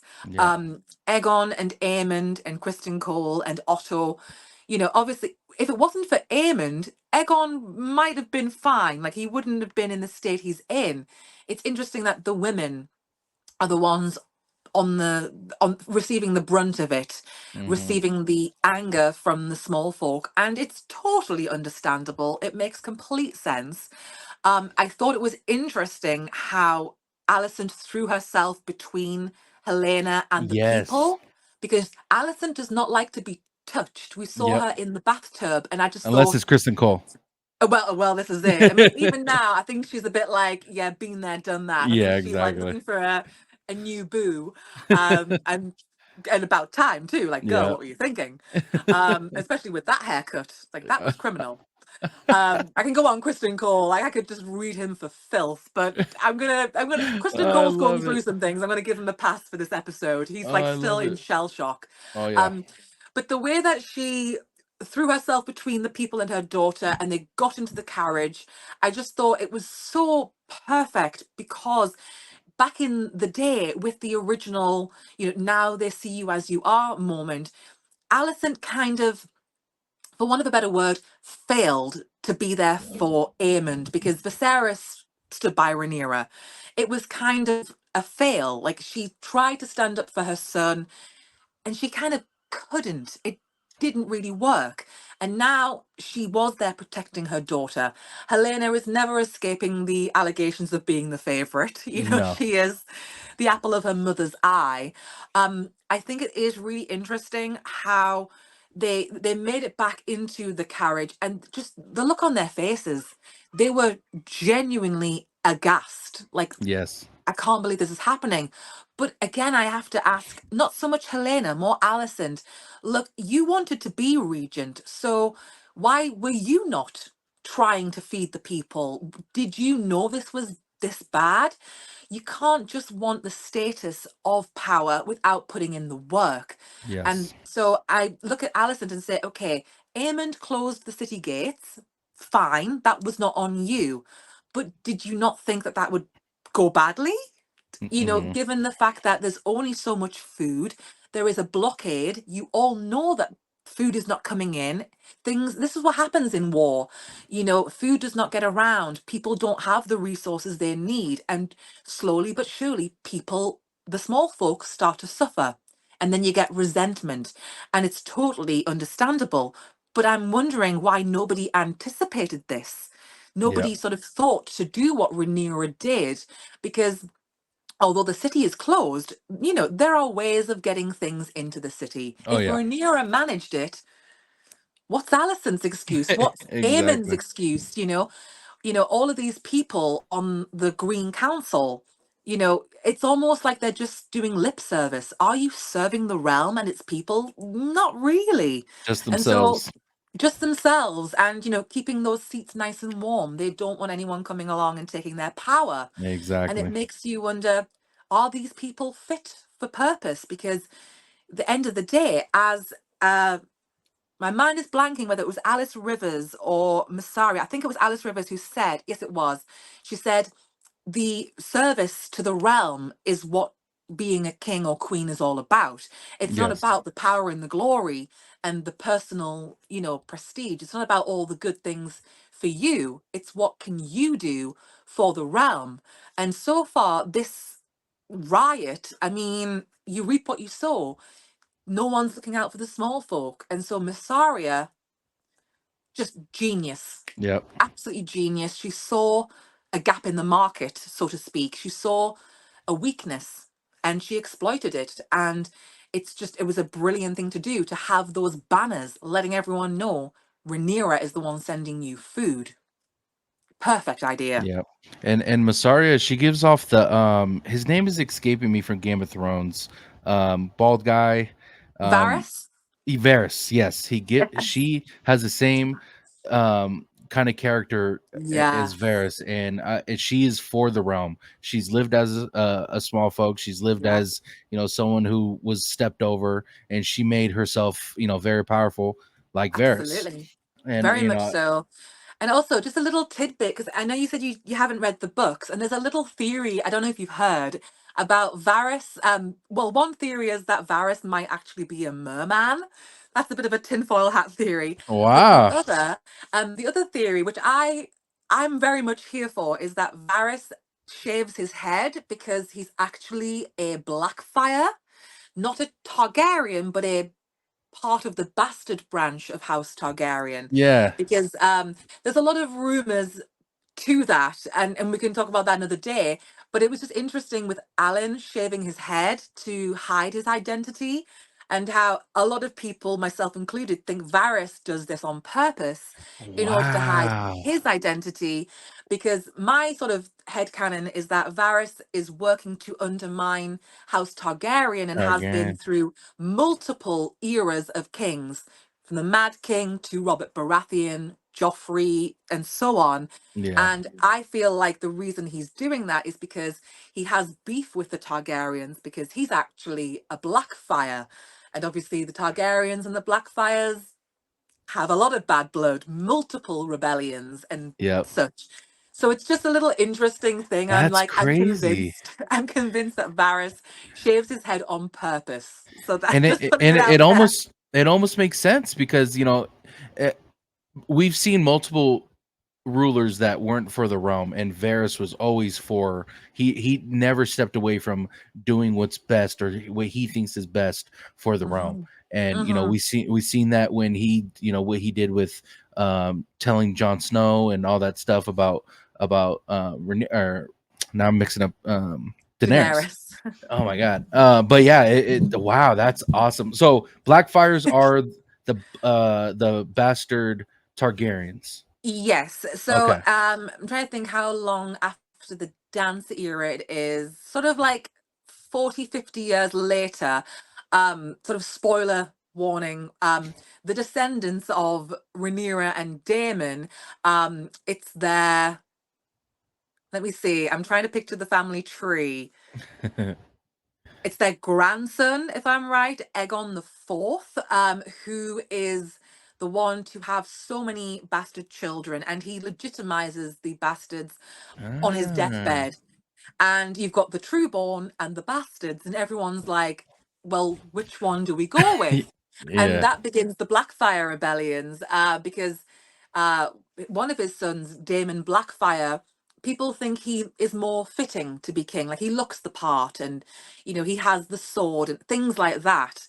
And so, yeah, it's interesting that we have the Dance of the Dragons, but not too long down the line, the Targaryens are at it again. They don't learn the lessons of Yep. keep it in the family and stop fighting with each other, because House Targaryen is better when it stands strong as one. When the house splits in two, everything just goes to pot. Like, the realm suffers, people die. It's a hot mess. And it's Yeah. just an interesting theme with House Targaryen. They kind of can't help themselves. They're always infighting through one generation or another. And it's the tragedy of the dance, is that these are siblings fighting each other. This is a family who were all sat round a table at one point. Now they're trying to kill each other.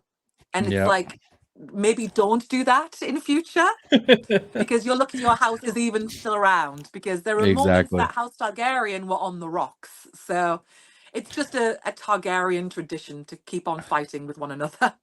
Yeah, and a lot. I mean, the one question I get asked continuously is if I will ever read the books. The answer is yes, I will. I do love the perspective I have because I haven't read the books, and to me, I've gotten a lot of follow. Not that I have millions of followers, but a lot of people who initially followed me, they love my perspective on just having a show perspective and not both, Mhm. where I can compare and stuff like that. So I think as Yeah. a content creator, I have that in the back of my head. Like they initially started following me for this reason, so I'm not going to start reading the books quite yet. I will after the show's done, of Mhm. course. I am going to Yeah. begin. What's the Game of Thrones books? I always forget the So name. we've got, actually, I've got them right here.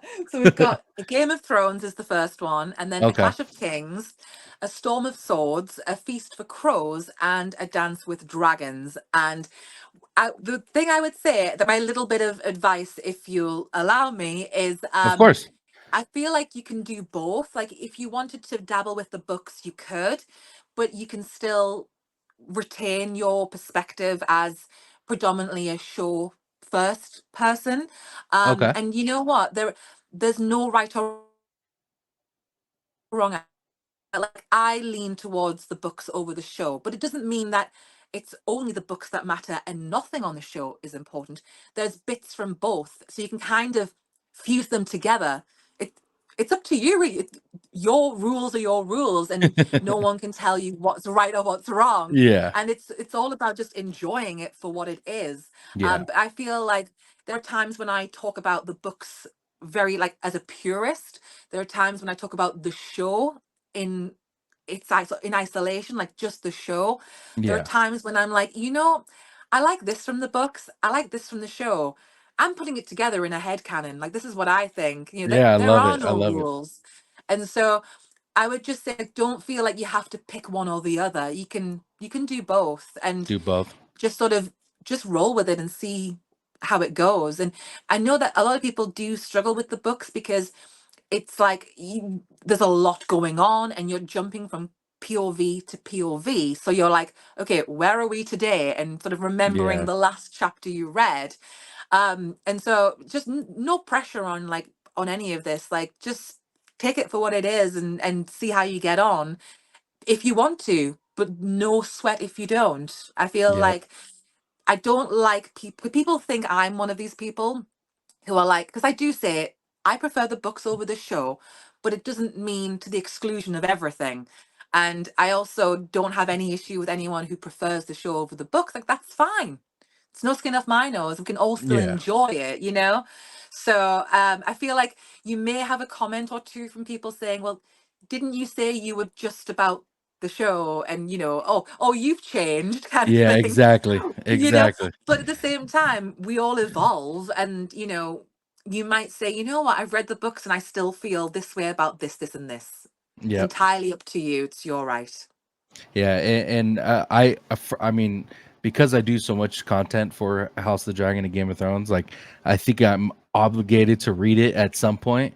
But you're right. You're right. I should. On a I rainy day when you've got, Yeah, when you're at a loose end. exactly. So I am very excited to see, and I do want to catch up because I mean, not that the Winds of Winter is going to be coming out anytime soon, but Yeah, the let's not hold our potential. breath on that one.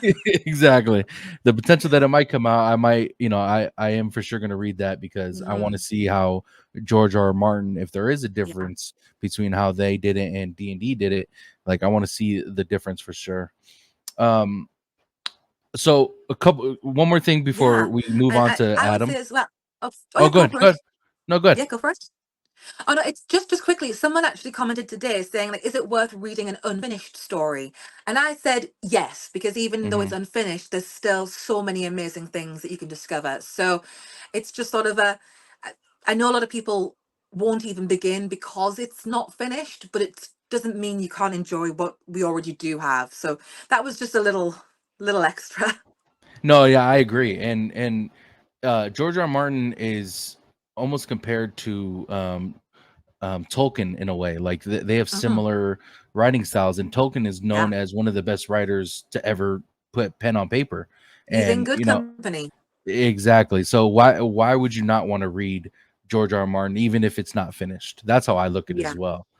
absolutely. And you can always come to your own conclusion. Like, if we never get the final two books, okay, I can't do anything about that, but it doesn't mean you can't daydream and think about different alternatives. And in a way, it's kind of interesting because a character like Daenerys is still alive in the books. And so it's Yeah. kind of open ended.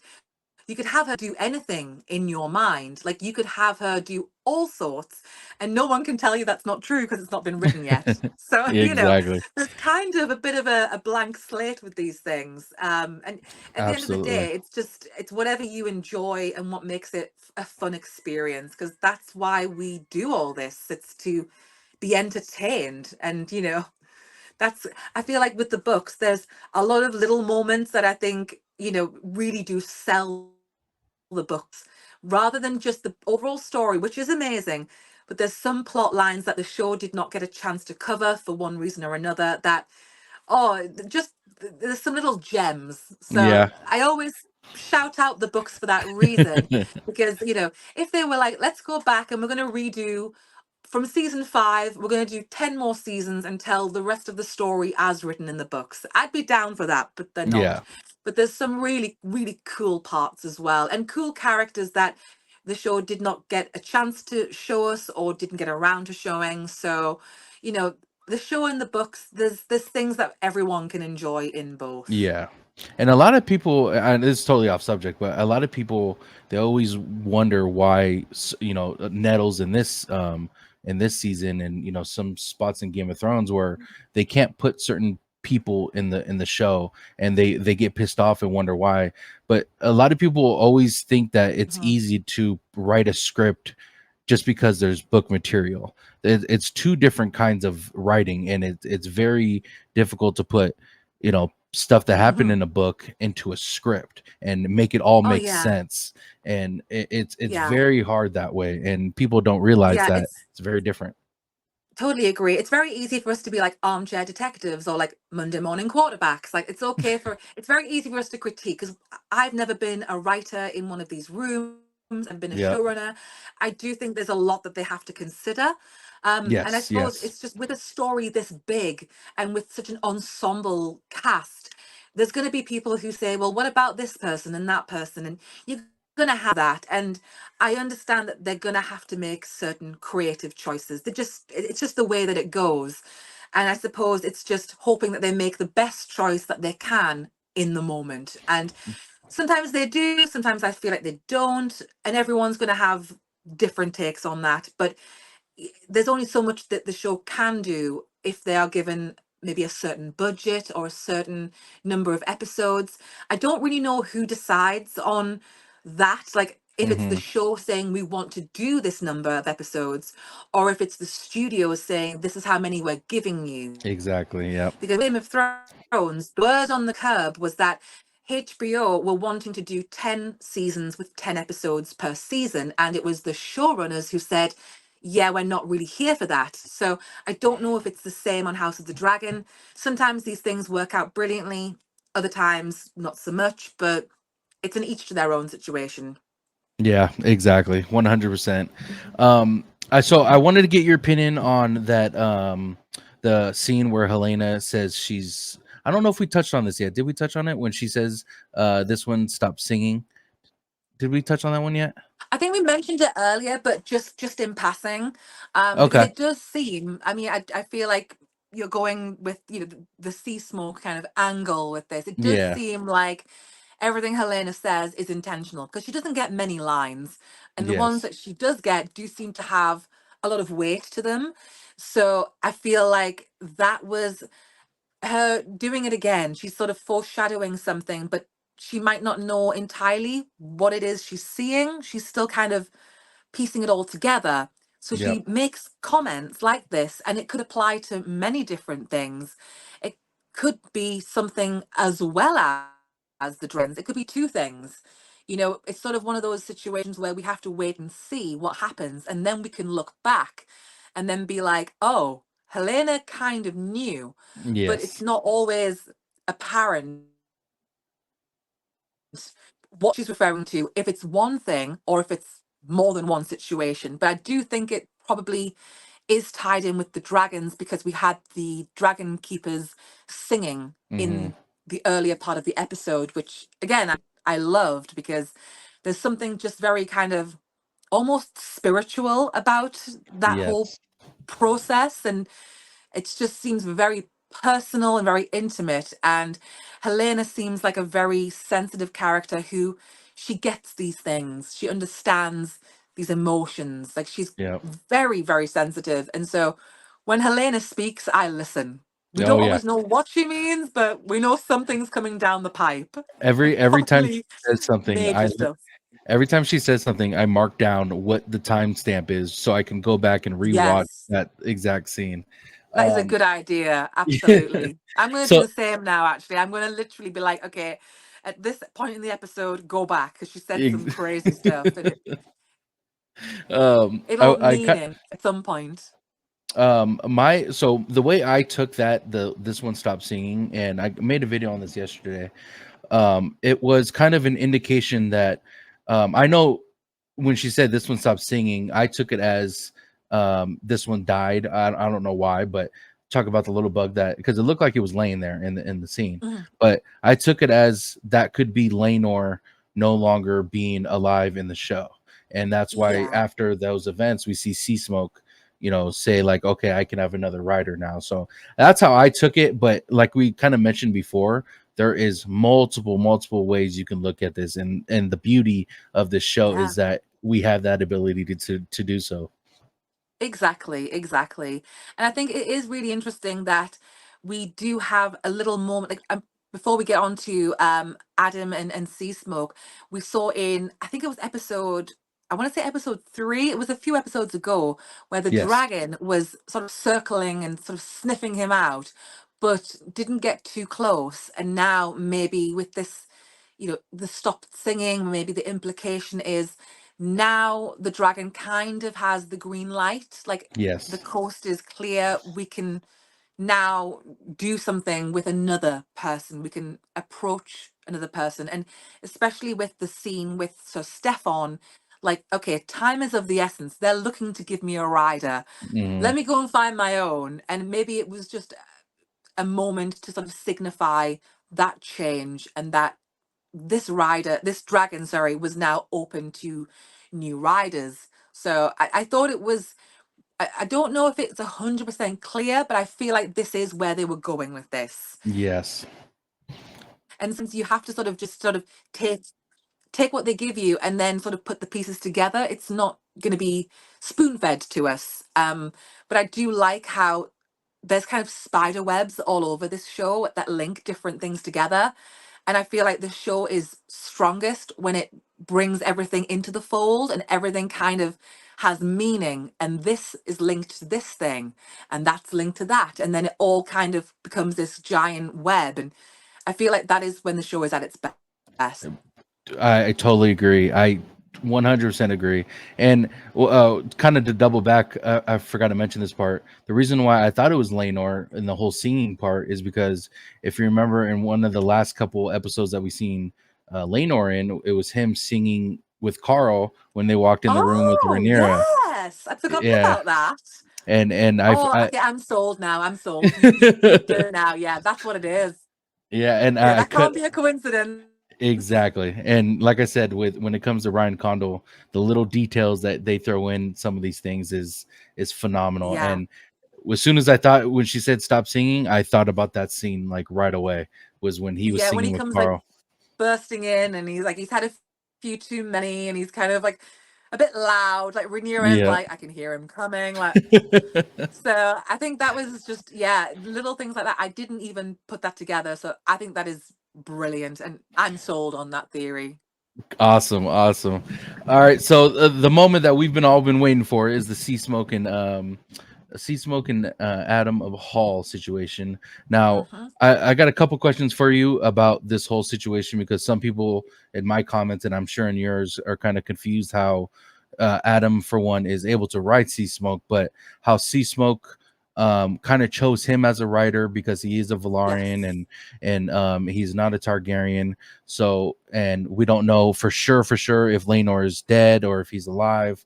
Hmm. Kind of all these questions are being, you know, thrown in our head of how is this even possible, because so many Hmm. things have to happen for Adam to even ride Sea Smoke, and he's not even a Targaryen. So if you can kind of tell me your way of how this all unfolded Hmm. and how you look at Yeah. how he is able to ride Sea Smoke.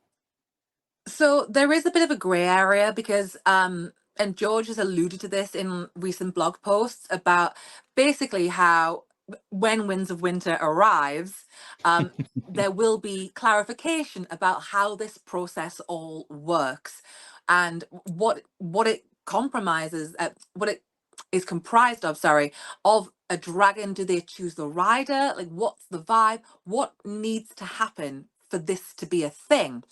And so no one has the right answer. Some people believe you have to have Targaryen blood.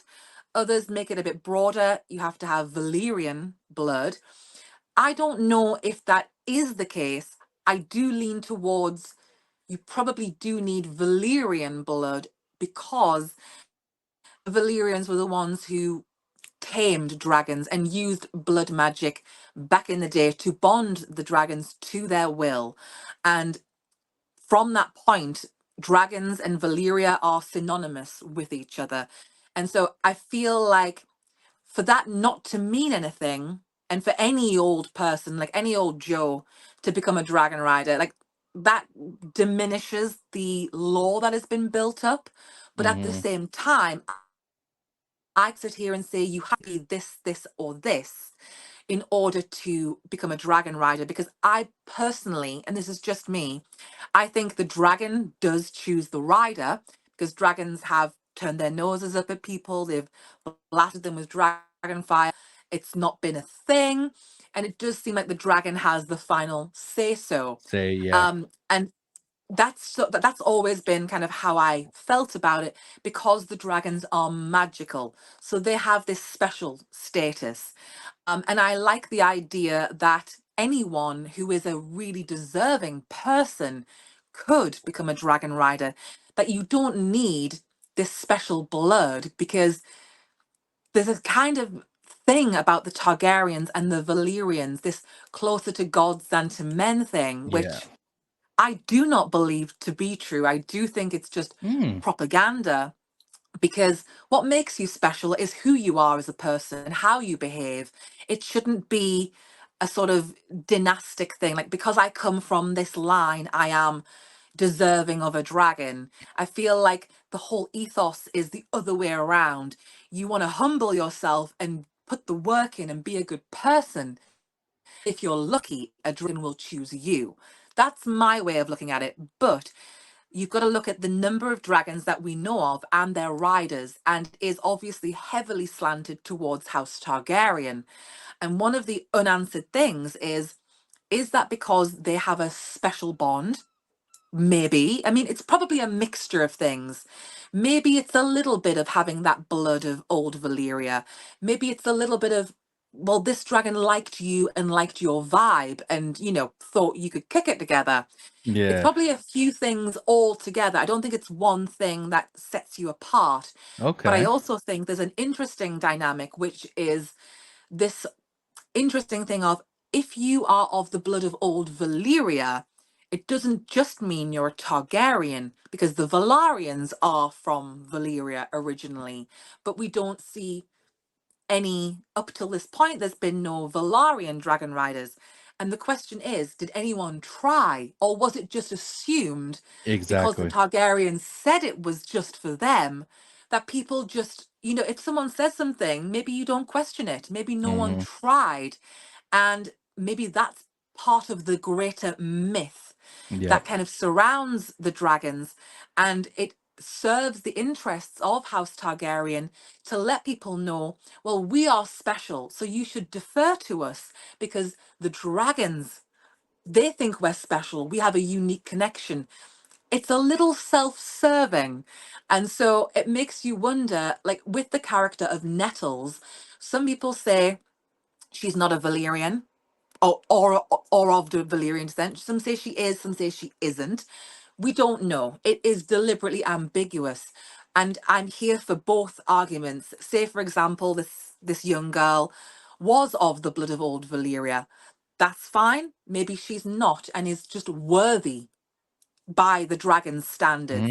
I'm Okay. happy with either one. Do you know what I mean? Yeah. I I don't like the idea of anyone being entitled to a dragon. That does not fly with me, and I don't Yeah. think that's what George is going for. And so I think that the issue is, are you a good person and this dragon likes you? Maybe if you have the blood of old Valyria, that gives you an edge. Yeah. I'm not sure. There's not one definitive answer because George has said that is coming. Yeah. So that's kind of where I'm at with it. I don't think you have to be a Targaryen. I think it might help, but I don't think you absolutely have to be. But at the same time, we're given all of this lore that tells you about the histories of what the Valyrians did with their dragons and what it all led up to, all the way to present day House Targaryen. And so the question that some people have, and myself at times, is, well, why are we told all of this if it means nothing? If anyone can become a dragon rider? But I still fall back on, no one is entitled to it. And Yes. it depends on who you are as a person. And also, if you are a Targaryen, you're more likely to be in proximity to the dragons. They're more likely to put one in front of you. So you Yeah. kind of have a better chance just because of your circumstances. I feel like it's all of these things have to come together. Because, you look at someone like Alicent and she has 4 children, all 4 are dragon riders, Mm. but all within close proximity to the Yep. dragons. That they're used to being around them. So, does that tilt the scales? I don't know. I think it is a grey area and people feel strongly about it. The people are a little bit more easygoing like me. Like, I could see both sides. That's kind of where I'm at. I like the idea anyone could, Yeah. but not just anyone. You've got to be deserving of it. And I like the idea that the dragon chooses Picks. you. Hmm. Correct. I'm in that same boat with you, and I love that the way you explained it, because you have to. It's almost like driving a car. It's not a right. It's a privilege, or Yes. someone says they mostly talk about that in House of, or at least in my circle, we talk One about sec, I'm just how. going to put the light on. One Oh, of second. course, of course. I feel like the sun's starting to go down. I was worried that you might not be able to see me. Are So, you okay on time? By the way, I know we said an hour and a yeah, half. absolutely. Like, Okay. do you want to say like another sort of 10-15 minutes? Is that Yeah, cool? that's beautiful, beautiful. I just I Awesome. want to kind of talk about Adam, and then just the Yes. toxicity and stuff, and then we'll leave it right Yeah, there. go for it.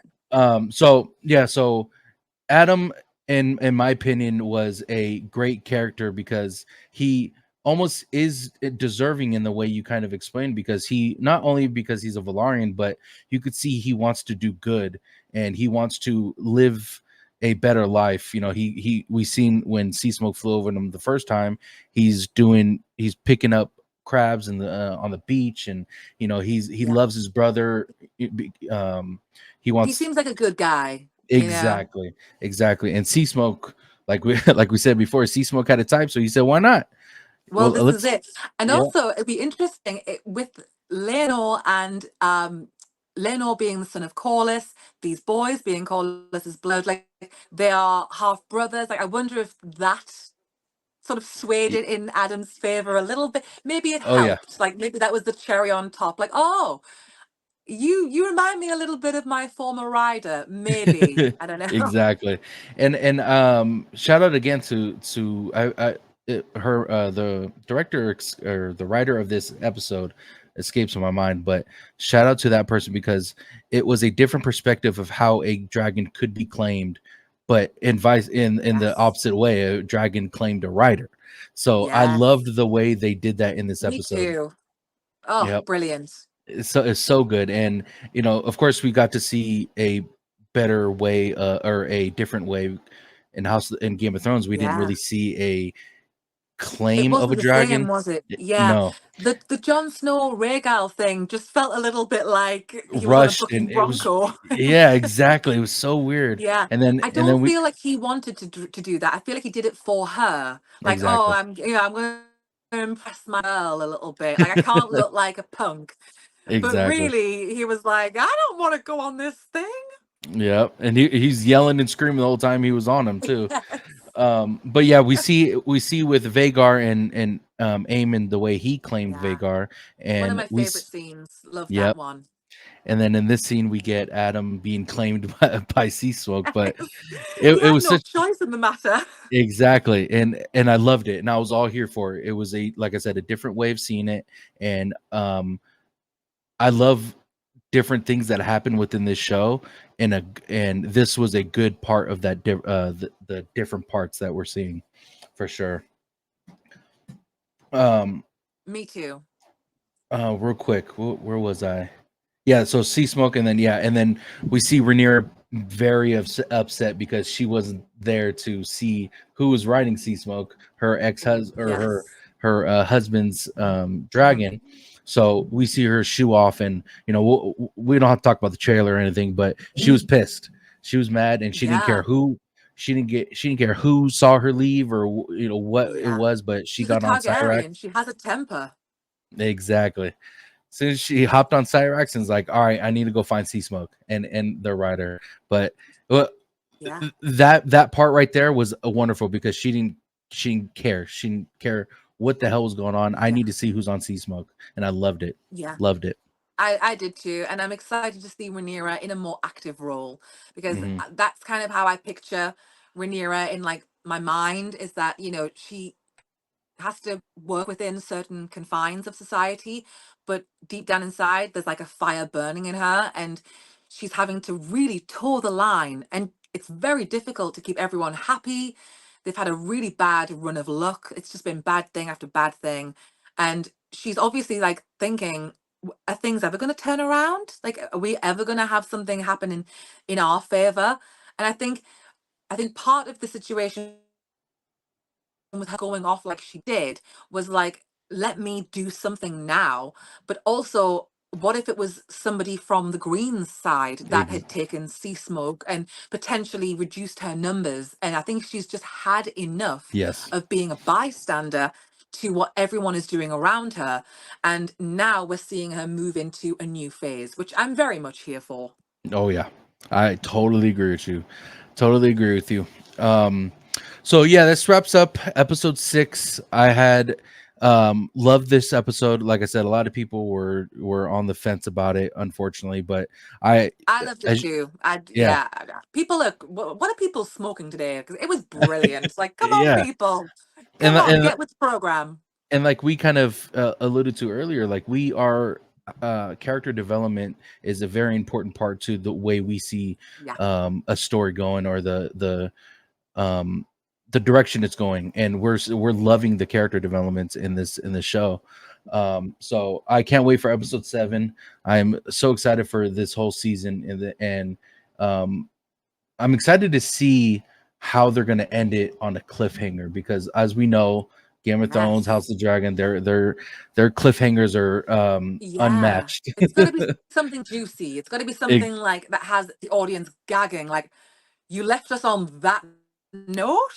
And so yeah. I actually am not 100% sure what that will be, because the Mm, timelines are a little bit like they're tweaking them a little bit, but I do feel like they're building up to something momentous for that end of the finale, because I mean, this is TV. This is what they have to do to keep people coming back for another season. So exactly. I'm excited. I'm nervous because we're in the Exa- thick of it, but it's sort of like you're on that roller coaster and there's no getting off. Like, we are on this till the end.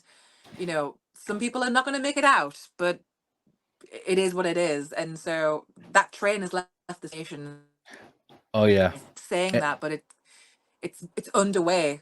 No going back.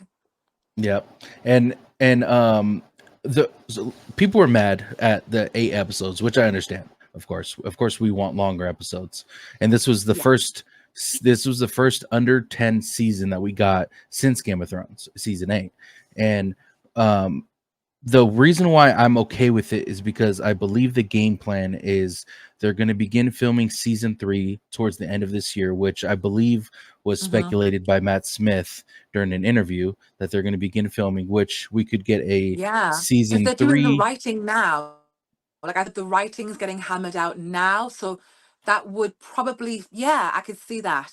Yep. And then we get the season 3 towards the end of next year or the beginning of 2026. If that's the game plan, I'm okay I with think the it'll 8 be episodes. I think it'll be 2 years time. Oh, you think so? I think what they're going to do is they're going to have a Night of the Seven Kingdoms next summer, maybe next autumn. Like that's going to be the 2025 show, and then I feel like House of the Dragon will be the year after that. Like I feel like they're Okay. going to pace it out so that they can kind of give the hype and the focus to one of the productions at a time. I would Yeah. love if House of the Dragon came back, end of next year, but I feel like we're still on the receiving end of like the effects of the writers' strike, so everything's kind of Yeah. still not back up to full speed. So I feel like there's been a bit of a knock-on effect. I'd love it sooner because it's like one of my pet peeves with like shows like Euphoria or Stranger Things. I'm not waiting 5 years between a season. I Yes. no Oh my longer God. care. And so you've got to be careful not to milk it too much because like Stranger Things, I don't even know if I'm going to watch that. Like I'm like, I'm in that I, same boat with you, Kelly. and sorry. No, I said I'm in that same boat as you. I'm in Oh the right. Oh same yeah. boat as Sorry. you. Yeah. Yeah. I don't know if I'm going to watch it either. I mean, Millie Bobby Brown says she just can't wait for it to be done. And as a watcher, you're like, Don't do I say really that. even? Yeah. Do I really want to see Yeah. her act in this? Oh, You I know what I'm don't saying? like that. No. Ooh, Yeah. no. I think if you're gonna do something, put your heart and soul into it. Don't, phone it in. Don't be like, I'm ready to do something because that was one of my critiques of the end of Game of Thrones. It felt, and this is just how I felt, like they couldn't wait to be done with the show and they didn't care how they Mhm. ended it. Sort of like, when you're like in school and you're writing an essay and like by the end you don't even care what you're saying. You're like, let me just get to Exactly. the word count Yes. and and then that's it and then done. It felt like that. So I don't think that's too cool. I think if you're going to I agree. do it right or don't commit to it at all. I agree. And then and I hate bringing up D&D because the just the way they ended. Anyway, they came out and said they wanted to make it a movie or a 2-part movie instead of doing a season 8, which was kind of confusing to me. I mean, I get that they wanted to do like movies in general. They wanted to move on Mhm. to movies, but Yeah. to bring a TV show into the movie space instead of making it another season was kind of weird to me. I don't know why they did it that way. Yeah, it just feels like very different mediums, different ways of presenting what it is you want to do. I don't know. I mean, it's kind of funny because I'm not sure if you've seen The Last Kingdom, but they Oh my ended god. the story One of my with a favorite shows of movie. all time. But we'll have to get into that. We'll do a whole Oh, talk about that please. one day. Please. But they ended it with a movie, and I was skeptical, but they kind of nailed it. Like there was a Yes. lot because I read the Great point. books, so there's a lot that they did not include, and because I'm greedy, I would have loved more and more and more, like a few more seasons and then a movie. But they Mhm. kind of did it in a really clever way. It felt nice and Yep. organic. So it can be done, but you've got to have the right intentions. And I feel like Game of Thrones, it just sort of lost its way at the end. And Yeah. so no pressure on Ryan Condal. Ryan, if you're watching, no pressure. But please No, don't no. ruin my show. Yes, 100%. And the picket fences will be coming out for sure. The Oh, riots will be happening in the yeah. streets. I'll be one with like, the flaming stakes. Yeah, that'll be me. I'll be like, we'll be marching on HBO on mass. So the one thing I really wanted to get your opinion on, and this is the last topic for those watching, if you guys have made it this far in the video, I really wanted, because we have two different perspectives, as me just being the show watcher and you being both a book reader and show watcher, the toxicity Hmm. within these two sides and the headbutting is it's insane to me. And the other day, I kind of had to stop myself because I made a video and I had a comment that said, um, "You you need read the books before you talk about something." And I made a whole video on how I'm, for one, don't tell me what to say or do, but for two, Yeah, I was gonna I'm say that's so rude. Like, yeah, nah. and for two, it was like I'm not talking. I didn't say anything about Fire and Blood. I'm speaking strictly on just the TV show, so I can talk about it because I've watched the show and the Hmm. episode. And I put it up, I posted it, and immediately I took it down. Uh, I, I t- Hello, are you there? Oh, really? Can you hear me? Oh, are we good? Am I? Yeah, yeah. It's a little crackly, but I can hear you. Okay, so yeah, I took it down. For Oh, we're good. one, We're good. Sorry, just you're flowing now. You're good. okay, cool. For one, that's not me. I hate making those videos. It's not my content, and it's just it didn't feel right putting it out. But I knew the implications of putting it out would be people going to her page, or this person's page, and grilling her and telling her, negative things, and I didn't want that. There was no reason for it, and unfortunately I Yeah. can't control other people's actions. And the only way, or the only purpose of that video, was to kind of tell me not what to do and not what to say, but at the same time I know what happens after I put that video out. So I was like, no, I'm going to take it down. And then we talked about it. She was writing in the comments. She was like, I didn't mean it in a rude way, and she was saying she apologized the way she worded it, and she ended up being one of my followers. So it's as simple as just talking to someone and kind of giving your perspective in a normal Yeah. human interaction. You know what I'm saying? And I'm glad I did it. Couldn't For agree one, like I more. said, it's not me. I'm not that kind of person.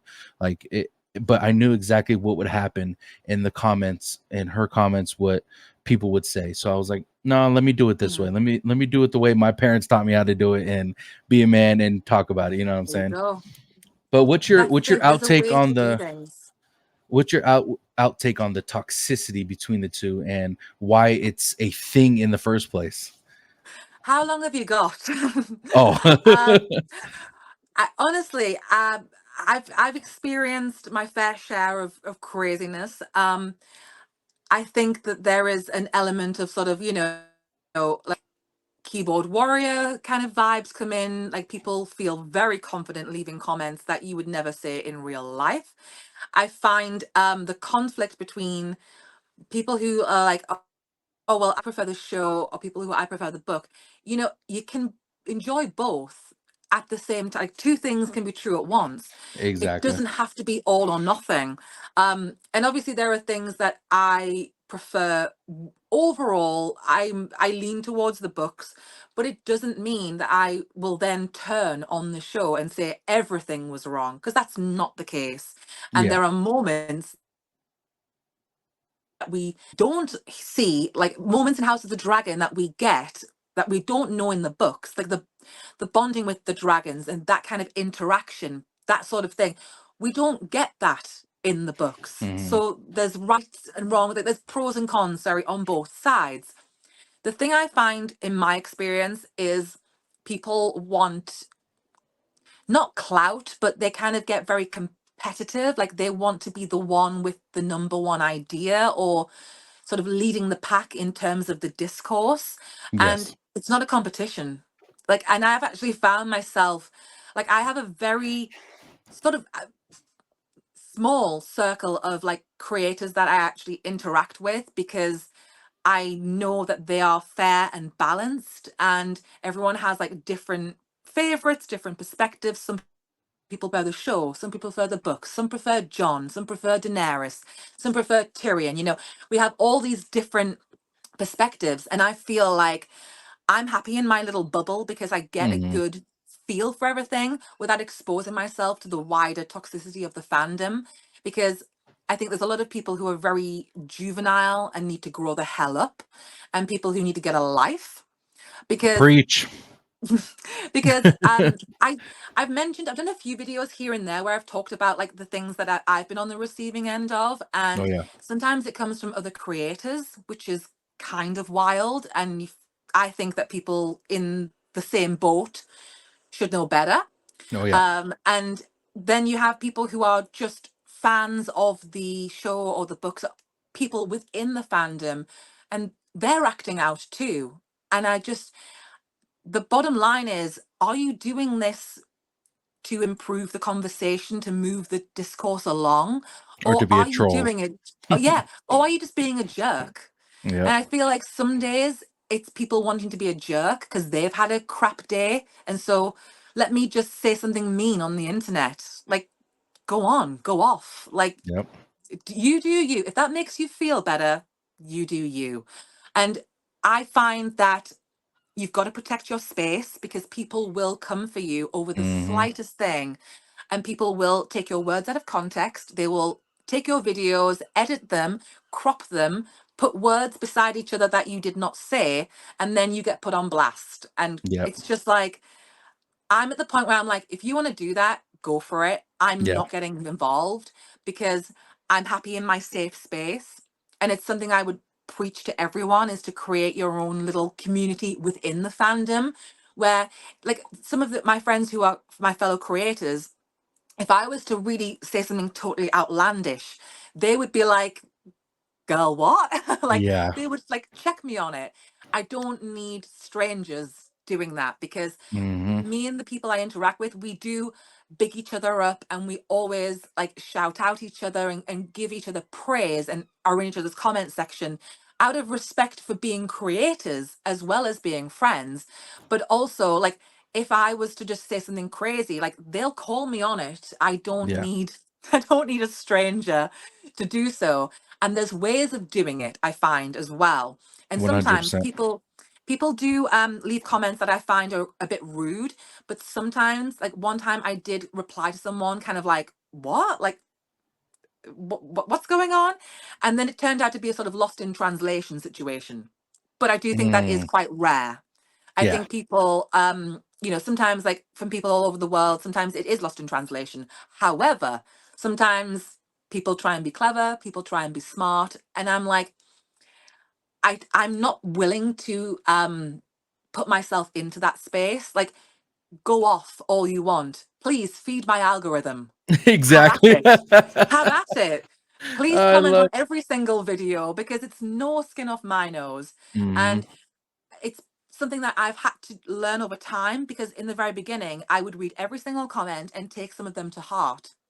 And now I feel like I'm in a position where I am able to take a step back, and I've got like my regulars, like people who are always like in my comments and are so Yep. supportive. And we don't always agree, but we have a respectful Respectfully. conversation. And Exactly. that's the difference. And I feel like also over time, the longer you do social media, you get a sense for when people are trying you. And like my go-to rule, and this is no shade to anyone because I know people do interact with certain comments. My personal rule is, if someone leaves a shady comment, I will go out of my way to ignore that comment and pretend I didn't see it. You'll Yep. never get a reaction from me. You'll never get a video response because that's what they want. Yeah. And it's not worth the energy because you'll just get upset and flustered and Yeah. frustrated. Exactly. And I love myself too much. Like, who has time for that? Like, I literally am like, look, I don't think I have.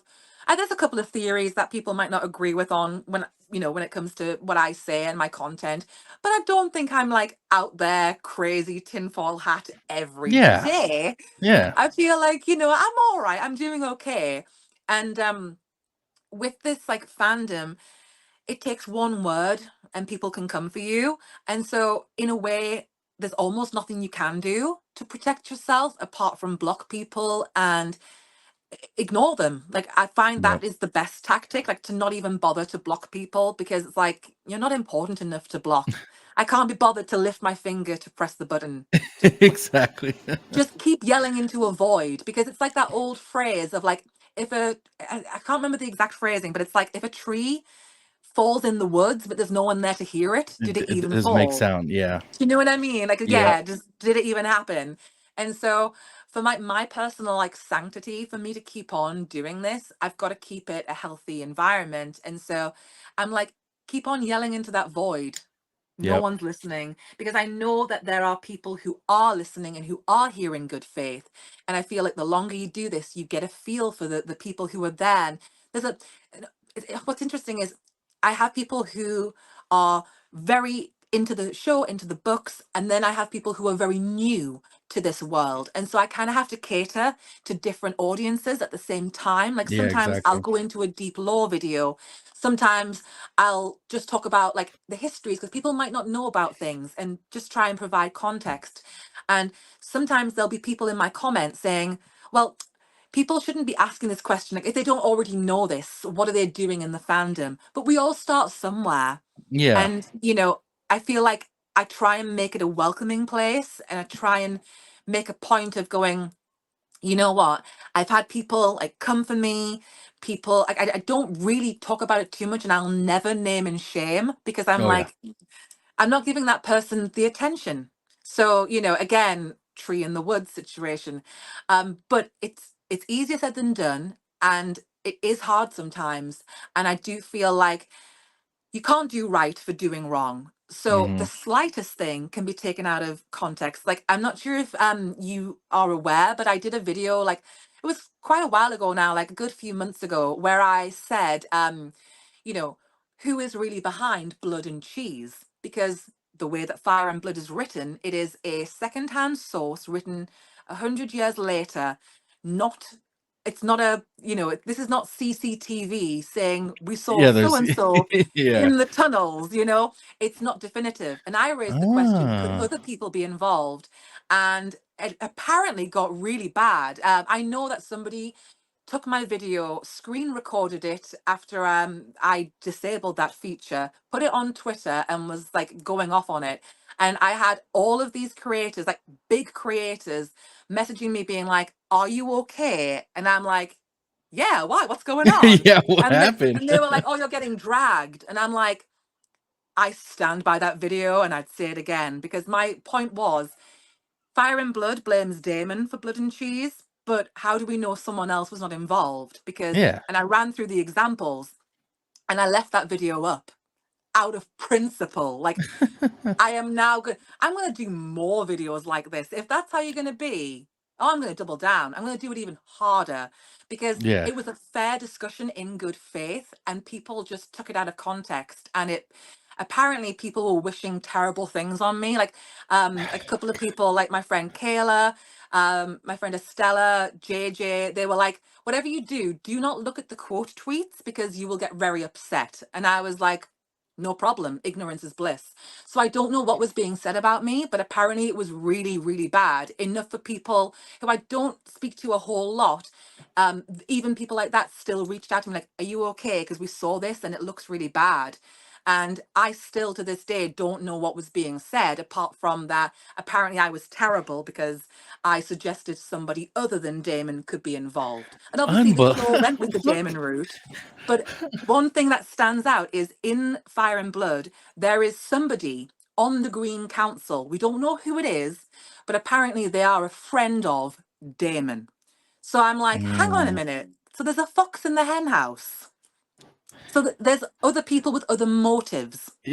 And exactly. that was my point of, maybe it is Damon. And I said that on the video. And then people just did not listen to the rest of what I had to say, which was that other people have motives. And it just blew up into a whole thing. And I'm like, you know what? Go off. And the Yeah. person actually, like, it's so funny, because the person, I actually addressed the issue on Twitter, and they were very apologetic. And then one of my friends was like, yeah, they're still talking shit. And I'm like, you know what? Let them. Yep. Be bothered. Spend Yep. your time doing that. Or you could just make your own content and actually add to the discourse. That's sort of a thing that I found is different over time with creators versus people who don't make videos. Hmm. Because when you make videos, there's a lot of context to what you're doing. And if you're just a casual viewer, you might not realize certain things.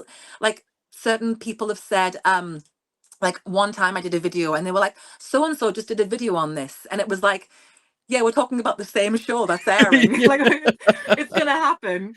And Oh my but like god. and but the creator in question was like, oh, no sweat. Like it is what it is. It's not nothing personal. Yeah, And they were absolutely cool. But other people look for drama where there isn't any. yep, And I'm like, have at it. yep, Spend all day there if you would like to do so, but it's not going to stop me making content. And I feel like I do have an ignorance is bliss mindset because I think sometimes you have to in order to protect your space. Because I've seen a lot of people, 100%. and I'm not saying it's just, I mean, I'm sure, men get it too, but some of the female creators I've spoken to have had some hideous comments, and it's very misogynistic, and it's just Oh, like, I bet.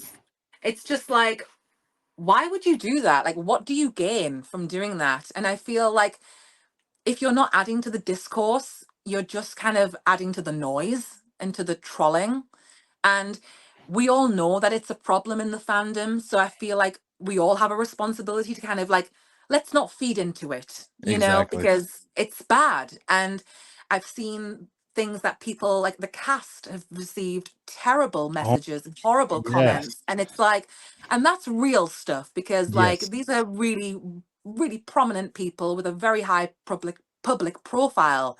And it's absurd because it's a TV show, people. Yeah. It's a book. Like it's like touch grass. Like it's not real. We can love it and enjoy it, but never cross that line where you become personal with somebody because like that does not fly with me. And No, me neither. that's kind of been my experience really with the fandom. And all I would say is like if you feel in the moment like okay, it's not worth it, I'll just take the video down. Absolutely, like I fully support that. But sometimes I'm like, you know what, you don't have to, like depending on the situation, do Yeah. whatever feels right for you, because you are the one that has built your community, you've built your page up, you've put all this work in. And I feel like I have a huge respect for creators because I know how much time goes into it. And we all put a lot into this because we care. Yep. And so, I suppose it's just kind of let's keep it a nice community and just try and block out the haters because it's just, they're always going to be there. And I suppose the question is, how do we handle it? Everyone is different and every situation is different.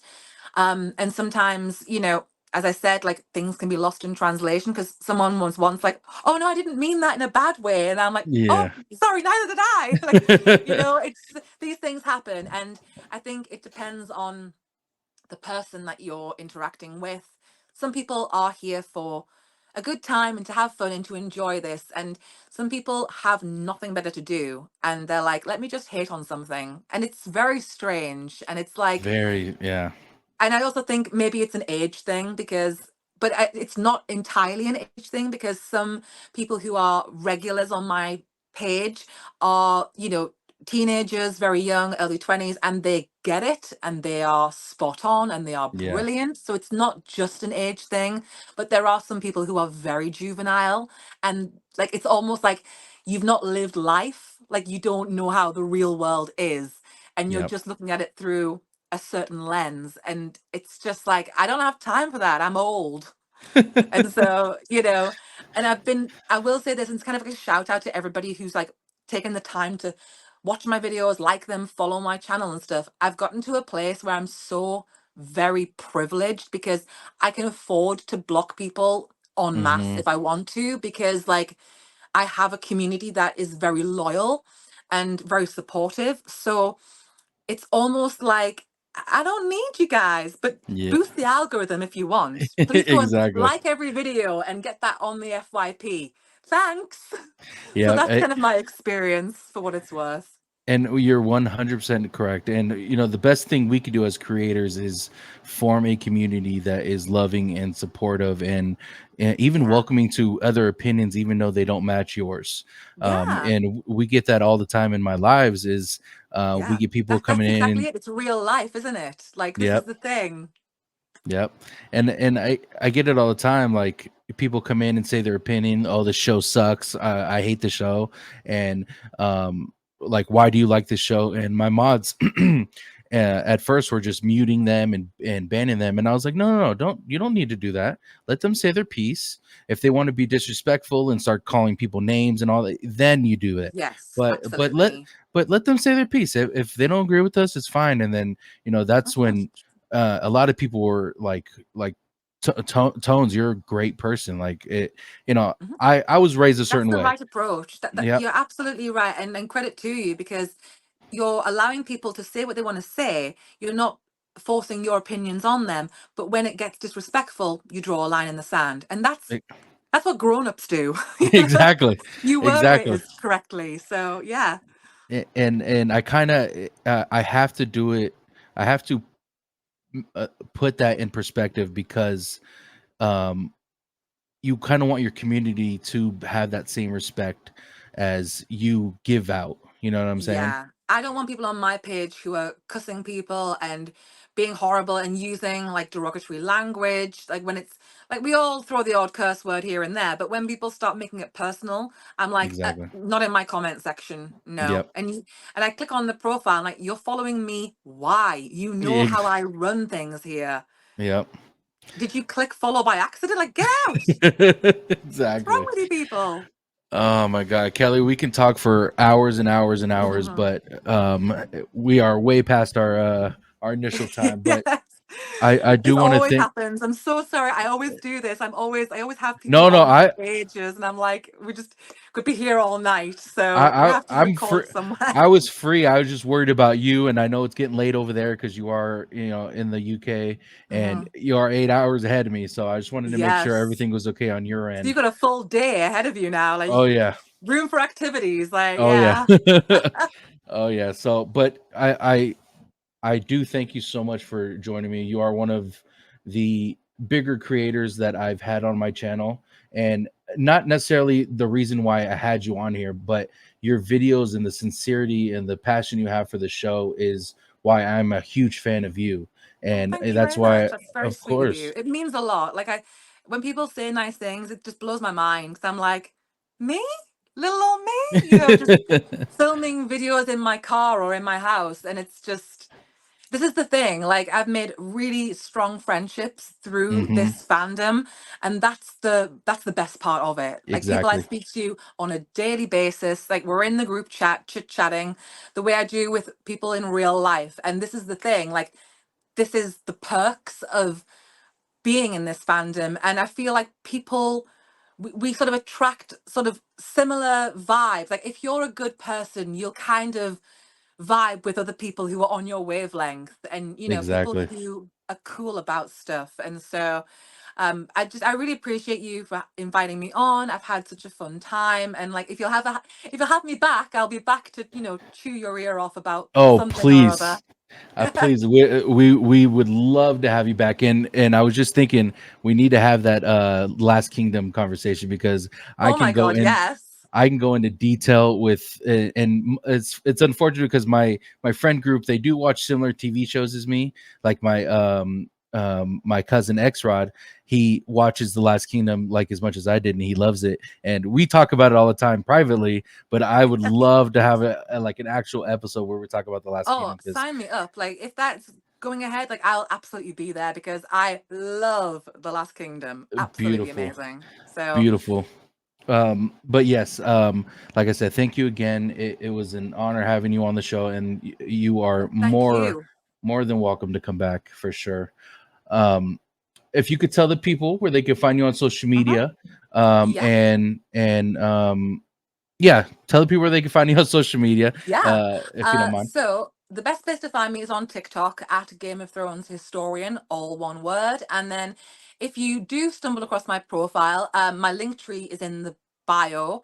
And I'm now on YouTube, which is also at Game of Thrones Historian, where I've been doing my long breakdowns of House of the Dragon. And I'm on Twitter, X, whatever, I know. Instagram. They're all, yeah, it's always going to be Twitter. Yeah. Like the worst rebranding in history, but what? But yeah, my link tree is there on my TikTok. And yeah, I post on TikTok pretty much every single day.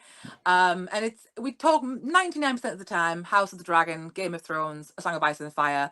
But I am a huge Bridgerton fan, so I actually I still loved have it. a review of Bridgerton to talk about. Mhm. That's on my list of videos to do. Last Kingdom, Vikings Vikes Valhalla. Valhalla, yeah. Did you see Yeah, it? I have. I'm not sure how I'm feeling about Yeah, it. I I'm think in I the need to same boat. rewatch it. I'm Yes. enjoying it, but I'm also like, what's going on? I feel like I need to watch it again through and then absorb it and process my thoughts. But yeah, like I started off with just Game of Thrones, House of the Dragon, that type of thing. And I'm sort of slowly expanding to other shows and other things that are currently airing. Like I talked about Shogun when that was on, and Mm. I was obsessed with that. Oh, And if yes. that's coming back, I think it is. I'll be talking about that. But yeah, everything. The main thing is my TikTok account at Game of Thrones Historian. And if people are down for talking about different theories and keeping it light and bright and cute, I'm your girl.